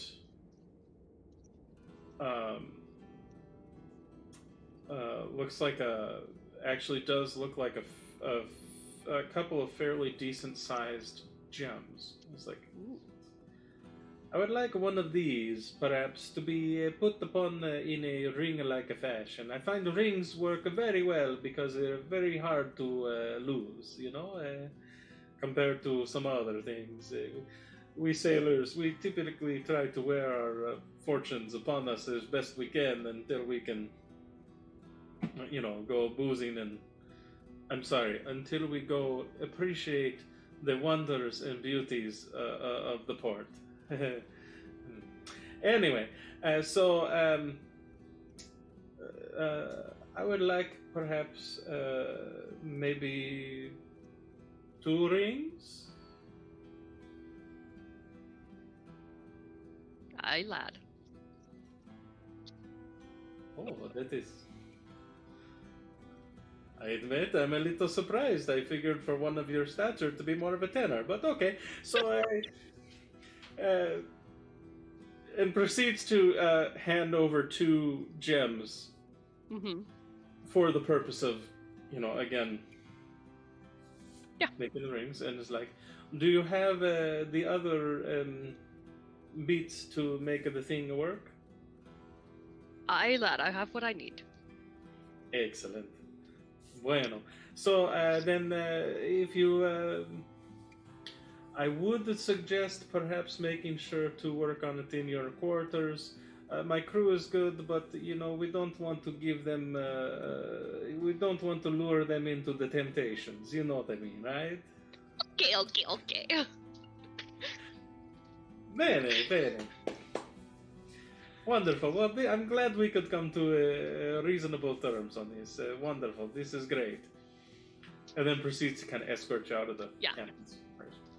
I imagine I would be in the room that Fuelon is not in, because I feel like tripping over furry or pantsless Fuelon while trying to make jewelry is probably not a good idea. That's fair. So I will go and I'll just work on it like a little bit until I'm done. Okay. A little bit every day.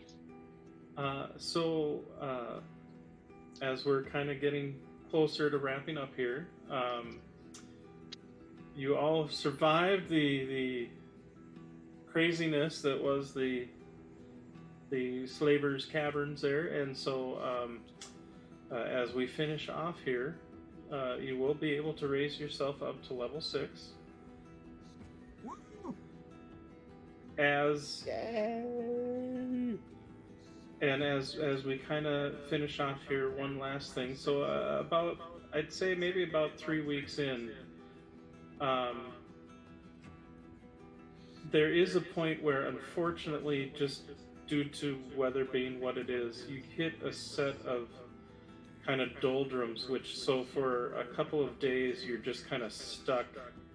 The sea is surprisingly calm, which, you definitely, now that you've been around the sailors, you definitely understand that they have a bit of superstitious streak to them on a lot of things, and so it bodes an ill wind when the winds aren't blowing, and it's like, and then of course you're saying, it just means you're smelling Edwards when he's blowing wind, whatever. But as it is sort of the probably like the third day of this, and interestingly enough, you do see that there are signs that when the boat is sitting still, like it's kind of bad for morale in general, just because there's not a whole lot to do other than sit there and sweat and wait and not do much of anything. But it's not like you can necessarily jump into the water either, as you do see, because the boat is still, that there are some fins that come up from time to time and circle about the boat and what have you. And then,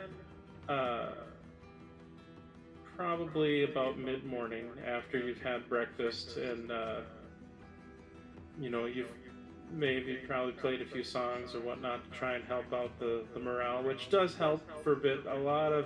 There's a lot of singing going on in general, just because truthfully, that's how the crew kind of gets through a lot of their days, which you realize too as you kind of deal with their routines, that a lot of time it's also to kind of keep a pace for the crew when they're doing stuff as well. I will add, Kai has a set of drums, like hand drums, that he'll pull out and basically assist. Sure. That's it. Not a problem. And so you're just kind of finishing up breakfast and whatnot, as all of a sudden you feel the ship kind of lurch slightly, which tends to stop kind of all the music for a moment, as everyone kind of sits there like, what the heck? Because, well, the ship's not moving, so it normally shouldn't be lurching. And all of a sudden you hear